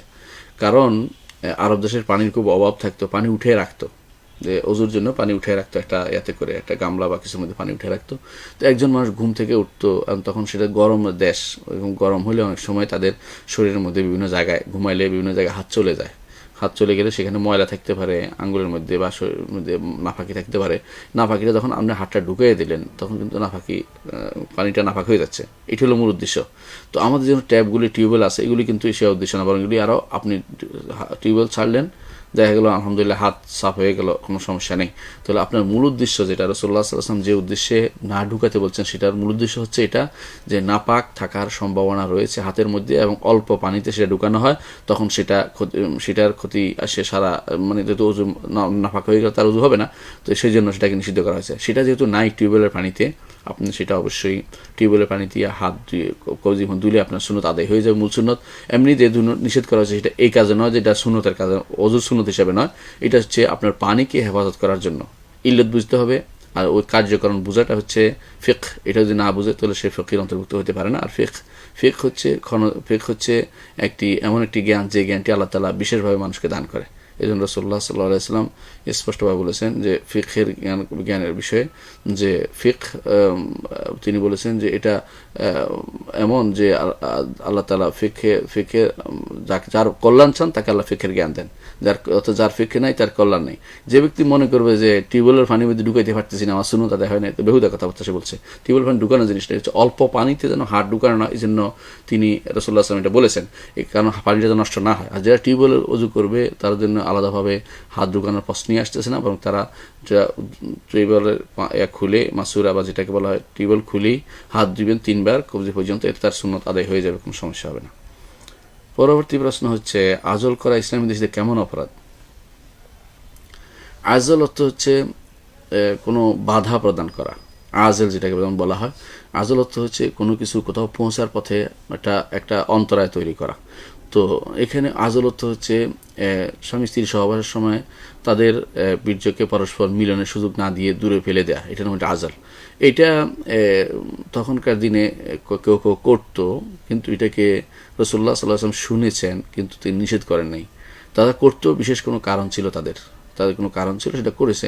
এটাকে বড় ধরনের গুনাহের ভিতরে ফেলা যাবে না, বড় ধরনের কবিরা গুনাহের ভিতরে পড়বে না। তবে শর্ত হচ্ছে এটা করা জায়েজ কিনা। প্রশ্ন হচ্ছে এটা করা জায়েজ কিনা। বড় কবির একটা হচ্ছে করে ফেলছে, গুনাহ হবে না, আর করা যায়, কাদের করা যাবে, কার সাথে করা যাবে না। যদি হুররা হয়, স্বাধীনা স্ত্রী হয়, তো তার অবশ্যই অনুমতি লাগবে। তারা কিন্তু স্বাধীনা স্ত্রীর সাথে আজল করতে না প্রমাণিত হয় না। সলফে সালিন বা যাদের ক্ষেত্রে সাহাবায়ে কেরাম থেকে বর্ণিত যেটা আসছে, তারা দাসীর সাথে আজল করতেন। এই জন্য দাসীর সন্তান হয়ে গেলে সে স্বাধীন হয়ে যায়। স্বাধীন হয়ে গেলে তাদের একটু অর্থনৈতিকভাবে তারা সলভেন্সি দূরে পড়ে যায়। কোনো একটা দাসীর সন্তান হলে, তখনকার দিন কৃত দাসীর, তখন সে স্বাধীনা হয়ে যায়, এবং মা তাকে সন্তানের মা হওয়াতে সন্তানের কারণে সে স্বাধীন হয়ে যায়। এটা শরীয়তের বিধান। এই জন্য তারা সন্তান যেন না হয় এটা চাইতেন, যে সন্তান না হলে আমরা অনেকদিন তার সাথে থাকতে পারবো, এটা তাদের উদ্দেশ্য ছিল। এই জন্য তাদের উদ্দেশ্য ছিল বলে এটা রাসূলুল্লাহ সাল্লাল্লাহু আলাইহি ওয়াসাল্লাম নিষেধও করেনি। তবে তিনি প্রকারান্তরে বিভিন্নভাবে এটাকে না করার প্রতি উৎসাহ দিয়েছেন। তিনি বলেছেন এটা না করলে তোমাদের কি হয়, আল্লাহ যদি চায় বাচ্চা হবেই, তুমি এটা কেন করো ইত্যাদি বলতেন। কিন্তু সরাসরি নিষেধ তিনি করেন নাই, কারণ সরাসরি নিষেধ একটা এমন কোনো কাজ নয় যেটার কারণে নিষেধ করা জরুরি হয়ে যাচ্ছে, এটা নয়। এটা ব্যক্তিগত পরস্পর একেবারেই একান্ত কাজ, এটাকে রাসূলুল্লাহ সাল্লাল্লাহু আলাইহি ওয়াসাল্লাম এখানে হস্তক্ষেপ করেননি। তো এই জন্য যদি কেউ স্বাধীনের সাথে আজল করে, তাহলে অবশ্যই তার অনুমতি লাগবে, অর্থাৎ স্বাধীন স্ত্রীর অনুমতি লাগবে, কারণ ওই সময়টা তাদের সবচেয়ে আনন্দের সময়। এটাকে তারা মাটি করতে চাইবে না, এটা যেন না হয়, এটা খেয়াল রাখা দরকার। এই জন্য রাসূলুল্লাহ সাল্লাল্লাহু আলাইহি ওয়াসাল্লাম যেহেতু নিষেধ করেন সরাসরি, সেহেতু এই কাজটি অবশ্যই স্বাধীনার জন্য হলে অনুমতি লাগবে স্বাধীনা স্ত্রীর। আর যদি কৃতদাসী হয়, এখন কৃতদাসী নাই দুনিয়াতে বাস্তব, তো যদি কোনোদিন হয়ে যায় আবার, তাহলে সেটার জন্য অনুমতি লাগবে না। কিন্তু সেটারও উদ্দেশ্য যেন এটা না হয় যে সন্তান দিলে খাওয়াইতে পারবো না, এটা যেন উদ্দেশ্য না হয় কোনোদিন। অর্থাৎ যে উদ্দেশ্যে বর্তমানে পরিবার পরিকল্পনার নামে জন্ম নিয়ন্ত্রণ করছে, সেই উদ্দেশ্যটাই হারাম, এটা যেন না হয়। বরং তারা অন্য কোনো উদ্দেশ্য যদি থাকে, অথবা নিজেরা আরও জাঁকজমকপূর্ণ অবস্থায় থাকবে এই আশায় থাকে, তাহলে কোনো সমস্যা নেই। কিন্তু খেতে দিতে পারবো না এই চিন্তা ভাবনা করলে সেটা হারাম হবেই। পরবর্তী প্রশ্ন হচ্ছে স্ত্রীর ইজ্জত রক্ষা করতে গিয়ে কাউকে হত্যা করা যাবে? স্ত্রীর ইজ্জত রক্ষা করতে গিয়ে যদি আপনি সে যদি মারতে আসে, শর্ত হচ্ছে এটা, অর্থাৎ কেউ যদি কোনো আক্রমণ করে আপনাকে, আপনার স্ত্রীকে নেয়ার জন্য, এবং কোনোভাবেই আপনি মার ছাড়া তাকে বাঁচাতে পারছেন না, মেরে ফেললেও আপনি তারটা বেহুদা যাবে, এটা তার কোনো রক্তের কোনো মূল্য থাকবে না। এটা হচ্ছে শরীয়তের বিধান। এটাকে বলা হয় যেটাকে বলা হয় যে আত্মরক্ষার্থে, হ্যাঁ, আত্মরক্ষা, দফরুস সয়েল বলা, এটা দফরুস সয়েল বলা, এটাকে আরবিতে দফরুস সয়েল, অর্থাৎ আক্রমণকারী প্রতিহত করা। আপনি স্ত্রী নিয়ে যাবেন, তো দিবেন না, কেন দিবেন? আপনি সেখানে প্রতিহত করলে আপনি মারা যান, আপনি শহীদ হবেন, সে মারা গেলে সে বেহুদা যাবে, তার কোনো অর্থ থাকবে না। প্রমাণিত হয় যে সেই কাজের মধ্যে এসে মারা গেছে, তাহলে তার এটার কোনো আল্লাহর দরবারে কোনো ধরপাকড় নাই। দুনিয়ার দরবার ধরপাকড় থাকলেও দুনিয়ার মানুষ যদি কোনো বুঝতে পারে আত্মরক্ষার্থে করেছে, সেটাও কোর্টে আমার জানা মতে সেখানেও ছাড় আছে আত্মরক্ষার্থে সেটা করে থাকলে। এবং আত্মরক্ষার্থে নিজের স্ত্রীর সম্মান মর্যাদা রক্ষার্থে ইসলামী দৃষ্টিকোণ থেকে যদি কেউ কাউকে মেরেও ফেলে, তাহলে তার কোনো গুনাহ হবে না। তুমি শর্ত হচ্ছে মৃত্যু ব্যতীত, মায়ের ব্যতীত তাকে যদি থামানো না যায়, সেটা হলো এই মাসালা। যদি এর বাইরে অন্য কোনো পদ্ধতি থাকে, যেমন দূরে সরে যাওয়া, চলে যাওয়া, সেখান থেকে পালিয়ে যাওয়া, তাহলে সেটা করতে হবে না মেরে। আর যদি এমন হয় যে কোনোভাবেই যেতে পারছে না, এখন তাকে মারা ব্যতীত হয় ইজ্জত সম্মান শেষ হবে, না হলে তাকে মারতে হবে, তখন তাকে মারা হলেও তার ইজ্জত রক্ষা করতে হবে। কারণ ইজ্জত রক্ষা করা জরুরি। স্ত্রীর ইজ্জত রক্ষা করার জন্য স্বামী দায়িত্বপ্রাপ্ত যে স্ত্রীর সম্মানের সাথে রাখবে এবং স্ত্রীর ইজ্জত রক্ষা করবে। আশা করি বিষয়টি বুঝছেন। পরবর্তী প্রশ্ন হচ্ছে, সৈয়দ আবুল হাসান আলী নাদবির বই কি পড়া যাবে? সৈয়দ আবুল হাসান আলী নাদবি হচ্ছে ভারতবর্ষের একজন শ্রেষ্ঠ ব্যক্তিত্ব, যে সমস্ত ব্যক্তি শ্রেষ্ঠত্ব লাভ করেছেন ইলমে, আমলে, তাকওয়া, ফরজগারি, তাদের মধ্যে একজন। তার বই পড়বেন, বিশেষ করে আদবিয়াতের বইগুলো পড়বেন, নির্দ্বিধায় পড়বেন। এমনকি যেগুলো তিনি বিভিন্ন এদের নামে লিখেছেন সেগুলো পড়তে পারবেন। ইবনে তাইমিয়া রহমতুল্লাহর নামে লিখেছেন, সেগুলো একটা বই লিখেছেন, সেটাও পড়তে পারবেন। কিন্তু তিনি দেখা গেছে তিনি কিছু বই লিখেছেন যেগুলো একটু বিতর্কিত, এবং এগুলো হায়াতু কেবাল উলামা সৌদি আরবের তারা নিষিদ্ধ, বা তাদের দেশে নিষিদ্ধ করেছেন, যদিও সেগুলো বিক্রি হচ্ছে এখনো ওদের আসছে ওখানে। তারপরেও সেগুলো কিছু বই আছে যেগুলো, যেমন আহমদ সিরহিন্দির উপর লেখা তার বইটি, সেখানে তিনি ওয়াহদাতুশ শুহুদের পক্ষে কথা বলেছেন, এই জন্য সেটাকে অনেকেই ভিন্ন দৃষ্টি দেখেছে। এর বাইরে আলহামদুলিল্লাহ সৈয়দ আবুল হাসান আলী নাদবি রহমতুল্লাহ আলীর অনেক গ্রন্থ আছে, যেগুলো তিনি বিভিন্নভাবে বিশুদ্ধ আকীদা, বিশুদ্ধ আমল, বিশুদ্ধ কর্মকাণ্ড তুলে ধরেছেন। তো আমরা এককভাবে শুধু শেখ সৈয়দ আহমদ সিরহিন্দি রহমতুল্লাহ আলীর উপর লেখা তার গ্রন্থটিকে না পড়ার জন্য বলবো, যেটা আমাদের হায়াতু কিবার উলামা যুগ এবং শেখ বিন বাজ রাহমাহুল্লাহ তারা আগেই সেটা সাবধান করেছেন। এর বাইরে তার অনেক ভালো ভালো লেখা আছে, শত শত লেখা আছে, সেগুলো পড়বেন। সিরাত নবীর উপর আছে, আরবি সাহিত্যের উপর আছে, এবং দিন এবং দিনের বিভিন্ন অবস্থার উপর আছে। বিশেষ করে তার একটি গ্রন্থ তো জগৎ বিখ্যাত একটি গ্রন্থ, সেটার নাম হচ্ছে মাজা খাসের আলম বিন হেতাতিল মুসলিমিন। এই গ্রন্থটি তো অনুবাদও হয়েছে আলহামদুলিল্লাহ। মুসলমানদের পতনে বিশ্ব কি হারালো, বোধহয় এই জাতীয় অনুবাদ। এবং তার তারিখে গ্রন্থ আছে, বা বিভিন্ন ঐতিহাসিক লেখা আছে, সেগুলো আলহামদুলিল্লাহ অত্যন্ত ভালো গ্রন্থ। একটি গ্রন্থের উপরে আমাদের শেখরা যে নিষেধ করে, আমরা এই জন্য নিষেধ করছি, সেটা হচ্ছে আহমদ সিরিন্দির উপর লেখা তার বইটি পড়া যাবে না। পরবর্তী প্রশ্ন হচ্ছে, মেয়েদের চুল বাঁধার ক্লিপ আছে বা যা বিভিন্ন প্রাণীর প্রতিক্রিয়া দিয়ে তৈরি, যেমন প্রজাপতি, এমন সামগ্রী ব্যবহারে ইসলামের হুকুম কি? দেখুন, প্রজাপতি যেহেতু একটি প্রাণী, এবং প্রাণীর ছবি আঁকা জায়েজ নেই, প্রাণীর ছবি ব্যবহারও তেমনি জায়েজ হবে না। এই জন্য যে সমস্ত ক্লিপের মধ্যে প্রাণীর ছবি আছে, স্পষ্ট মাথা সহ দেখা আছে, সেটা দেয়া যাবে না। যদি মাথা বাদে বাকি অংশ, শুধু ডানা দুইটা দেয়া হয়, তাহলে সেটাতে গুনার কিছু হবে না, কারণ এটা তখন আর পূর্ণ প্রাণী নেই। মাথা সাধারণত সবচেয়ে বেশি পরিচয়ক, মাথা না থাকলে বাকি অংশের ডানা দিলে কোনো সমস্যা হবে না, সেই অবস্থা এরকম। কারণ এটা ধরার জন্য কিন্তু দুইটা অংশ লাগে, ক্লিপগুলো দুইটা অংশ এমনিতে রাখলেও ডানার মতো মনে হয়, আর কেউ যদি ডানার মতোই করলো কিন্তু মাথা দিল না, তাহলে সে প্রাণী হিসেবে অঙ্কন করেনি, সে তখন ব্যবহার করতে পারবে। আয়ুর্বেদিক মেডিসিনে অনেক সময় গোমূত্র থাকে, সেটা কি হালাল হবে? আয়ুর্বেদিক মেডিসিনে গোমূত্র থাকে, এটা আপনি প্রমাণ করতে হবে। এক নম্বর কথা, প্রমাণিত হলে প্রমাণিত হওয়ার পরে তখন মাসালা আসবে যে এটা কি তখন ব্যবহার করা যাবে কিনা। প্রথমত আমাদের জানা মতে গোমূত্র থাকে না, যদি থাকেও সেটা শুকিয়ে ফেলা হয়, যে জিনিস শুকিয়ে যায় সে জিনিস আর থাকে না। গোমূত্র কী দেওয়া হয়, গোমূত্র কেন দেয়, এটা আমরা দেখতে হবে। দ্বিতীয় মাসালা হচ্ছে গোমূত্র আসলে কি কতটুকু নাফাক, এটা নিয়ে বিশাল মাসালা ইতিমধ্যে বিশাল ঝগড়া হয়ে গেছে। আমাদের আব্দুর রাজ্জাক বিন ইউসুফ যখন বললেন যে ডুবে ফেললো তার নামাজ হবে, তখন অনেকে এই নিয়ে বাড়াবাড়ি হাসাহাসি করেছেন। হাসাহাসি করবেন, ফিকহি মাসালা যেহেতু মতভেদ থাকতেই পারে। হানাফি মাযহাব মতে গোমূত্র নাফাক, অন্যান্য মাযহাবের মতে নাফাক নয়। অন্য মাযহাব নাফাক নয়, কারণ এটা রাসূলুল্লাহ সাল্লাল্লাহু আলাইহি ওয়াসাল্লাম তিনি উটের পেশাব, উটের দুধ খাইতে বলেছেন এদেরকে যারা অসুস্থ হয়ে পড়ছিল। সেই থেকে আলেমরা ইস্তেনতাজ করেছেন এটা, যে যেগুলোর গোশত খাওয়া যায়, যে সমস্ত প্রাণীর গোশত খাওয়া হালাল, সেগুলোর এই পেশাব বা পায়খানা যদি থাকে সেগুলো ওই নাফাকের ভিতরে পড়ে, যে নাফাকি অন্যান্য ইয়ার ভিতরে পড়ে, মানে অন্যান্য নাফাক যেগুলো প্রাণী যেমন মানুষ বা পশু যেগুলো নিষিদ্ধ, যেগুলো গোশত খাওয়া নিষিদ্ধ, সেগুলোর ইয়ার মতো নয়, একই রকম নয়, এটা আলাদা বলে থাকেন। তো সেই হিসাবেও যেহেতু আপনি দেখছেন যে এখানে একটা মতভেদ আছে, সেহেতু কেউ যদি কোনো আয়ুর্বেদ মেডিসিনে গোমূত্র ব্যবহারও করে থাকে, প্রথমত ব্যবহার করার কথা আমাদের জানা নেই, যদি ব্যবহার করে থাকে আপনি মেডিসিন হিসেবে সেটা খেতে পারবেন, কারণ এটা হারামের অন্তর্ভুক্ত, সরাসরি বলা যাবে না, এটা একতলাফ আছে, মতভেদ যেহেতু আছে সেখানে কেউ যদি হারাম হিসেবে, কেউ যদি মনে করে যে মাযহাবের এটা হারাম, তো সে খাবে না। কিন্তু কেউ যদি মনে করে যে এটা আমার কাছে যেহেতু গোমূত্র হারামের অন্তর্ভুক্ত নয়, সেহেতু সে যদি খায়, আপনি সেটাকে নিষেধ করতে পারবেন না, এবং সেটা নিয়ে বাড়াবাড়ি করাও ঠিক হবে না। পরবর্তী প্রশ্ন হচ্ছে, আমি দাড়ি রাখতে চাই কিন্তু আমার সামান্য কিছু দাড়ি থুতনিতে আছে, এখন দাড়ি ঘন করার জন্য শেভ করা যাবে কি? জি না, আপনি দাড়ি রাখতে চান, সামান্য কিছু থুতনির মধ্যে দাড়ি আছে, এটা নিয়ে সন্তুষ্ট থাকতে হবে আপনাকে। থুতনি বেশি বাড়ানোর জন্য আপনি শেভ করলে বাড়বে, এটা করবেন না, কারণ এটা তো আপনি, এর অর্থ হচ্ছে এরকম যে গুনার কাজ করে আপনি আশা করতেছেন যে আপনি সওয়াব করতেছেন, এটা ঠিক নয়। যা আছে তাই রাখতে হবে, যা আছে তাই রাখুন, এটা যথেষ্ট।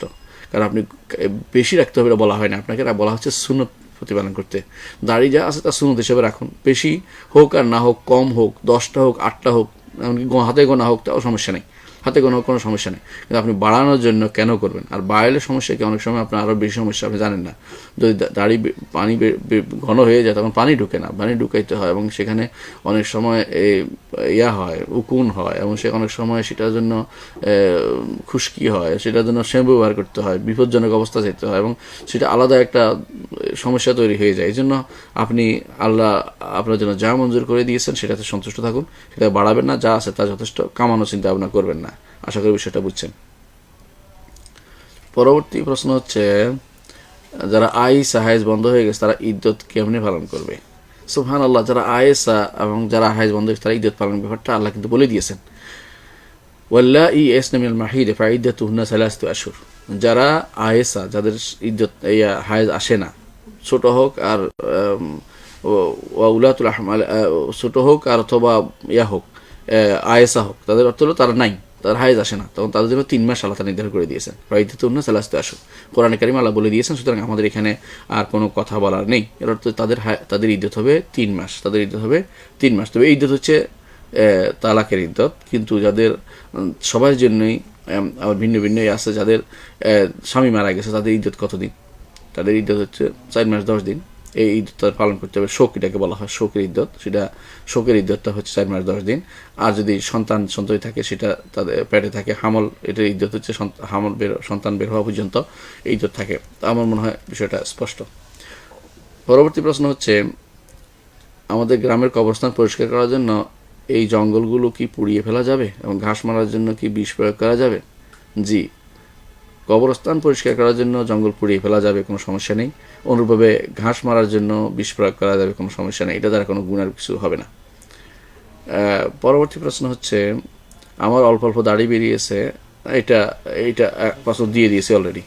পরবর্তী প্রশ্ন হচ্ছে, বর্তমানে দেশি দেওবন্দ আকিদা সকল মাদ্রাসায় সেখানে দান করা যাবে? এটা আমরা আলোচনা দিয়ে উত্তর দিয়ে দিয়েছি।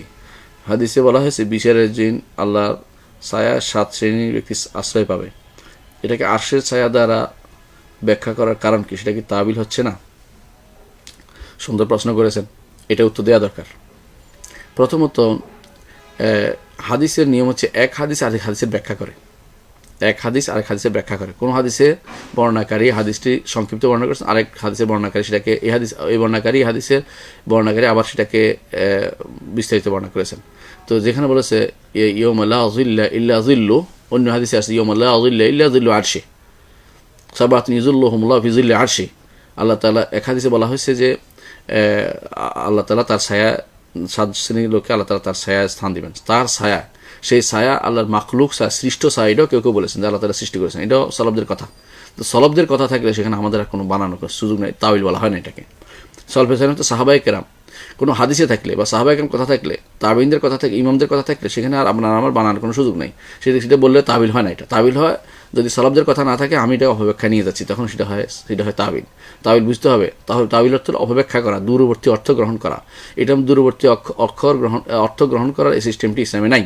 এটা হচ্ছে অত্যন্ত বিভ্রান্তি। এই জন্য 7 শ্রেণীর লোকদেরকে আল্লাহ ছায়া দিবেন বলছেন। আরশের নিচে আমরা বলছি যে এটা একটা হাদিসের কাছে, এক নম্বর যে কারণে আমরা বলি হাদিসে আসছে, হাদিসের বর্ণনায় জিল্লে আরশি আসছে, যেহেতু আরশের ছায়া আসছে সেজন্য আরশের ছায়া বলে থাকে।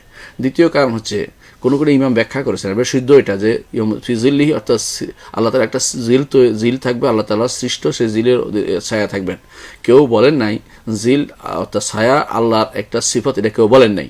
যেহেতু বলেন নাই সলফেরা, সেহেতু আমরা বলি না। এটা তাবিলের বিষয় না, এটা হচ্ছে বুঝার বিষয়। বুঝা এই জন্য বলছি যেহেতু সলফরা বলেছে এক, যেহেতু এটা আর হাদিসের অন্য বর্ণায় আসছে 2, এই 2 কারণে আমরা এটাকে তাবিল বলি না, বলার কোনো সুযোগও নেই। যে বলে সে তাবিলও বুঝে নাই, এবং তার মধ্যে তাকে এলেম অর্জন করতে হবে, তাকে হাদিস শিখতে হবে, হাদিসের আলফাজগুলো জানতে হবে, এবং হাদিসের আলফাজগুলো জমা করে তখন সে সিদ্ধান্তে পৌঁছতে পারবে। এই ব্যাপারে আলহামদুলিল্লাহ স্পষ্ট ইমাম সুয়ুতি গ্রন্থ লিখেছেন এ ব্যাপারে, এবং আমাদের উস্তাদ শেখ আতিয়া মোহাম্মদ সালেম লিখেছেন, ফিজিল্লি আরশির রহমানুর গ্রন্থ লিখেছেন। এ ব্যাপারে আপনি আরও অনেকেই আলহামদুলিল্লাহ, অনেকে আরও বেশি লিখেছেন। খিসাল মুজিবা জিলাইল আরশ, স্পষ্ট বই লিখেছেন অনেকে।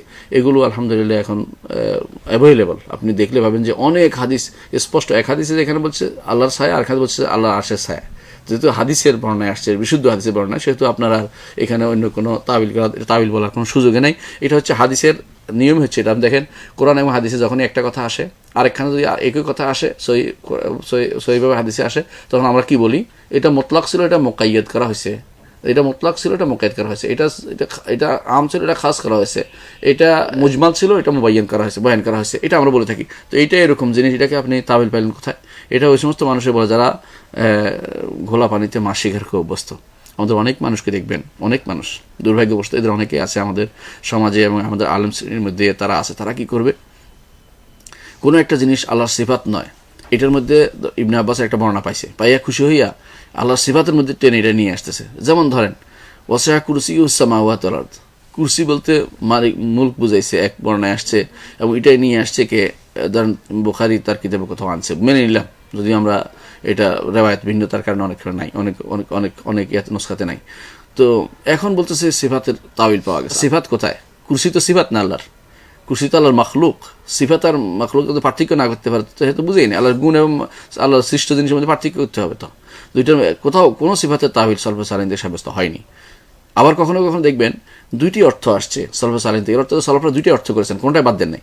কী করবো? এটা যেন বলা হয়েছে সুতরাং এটার কারণে সব তাবিল করতে হবে না। সলফে সালেহীন 2টা বলেছেন, 2টাই বলেছেন, 2টাই আপনি বলেন, দেখুন একটা বলবেন না, 2টা বলেছেন, 2টাই রাখেন। তো সলফ থেকে যেটা 2টা বর্ণিত, 2টাই রাখেন, 2টাই গ্রহণযোগ্য।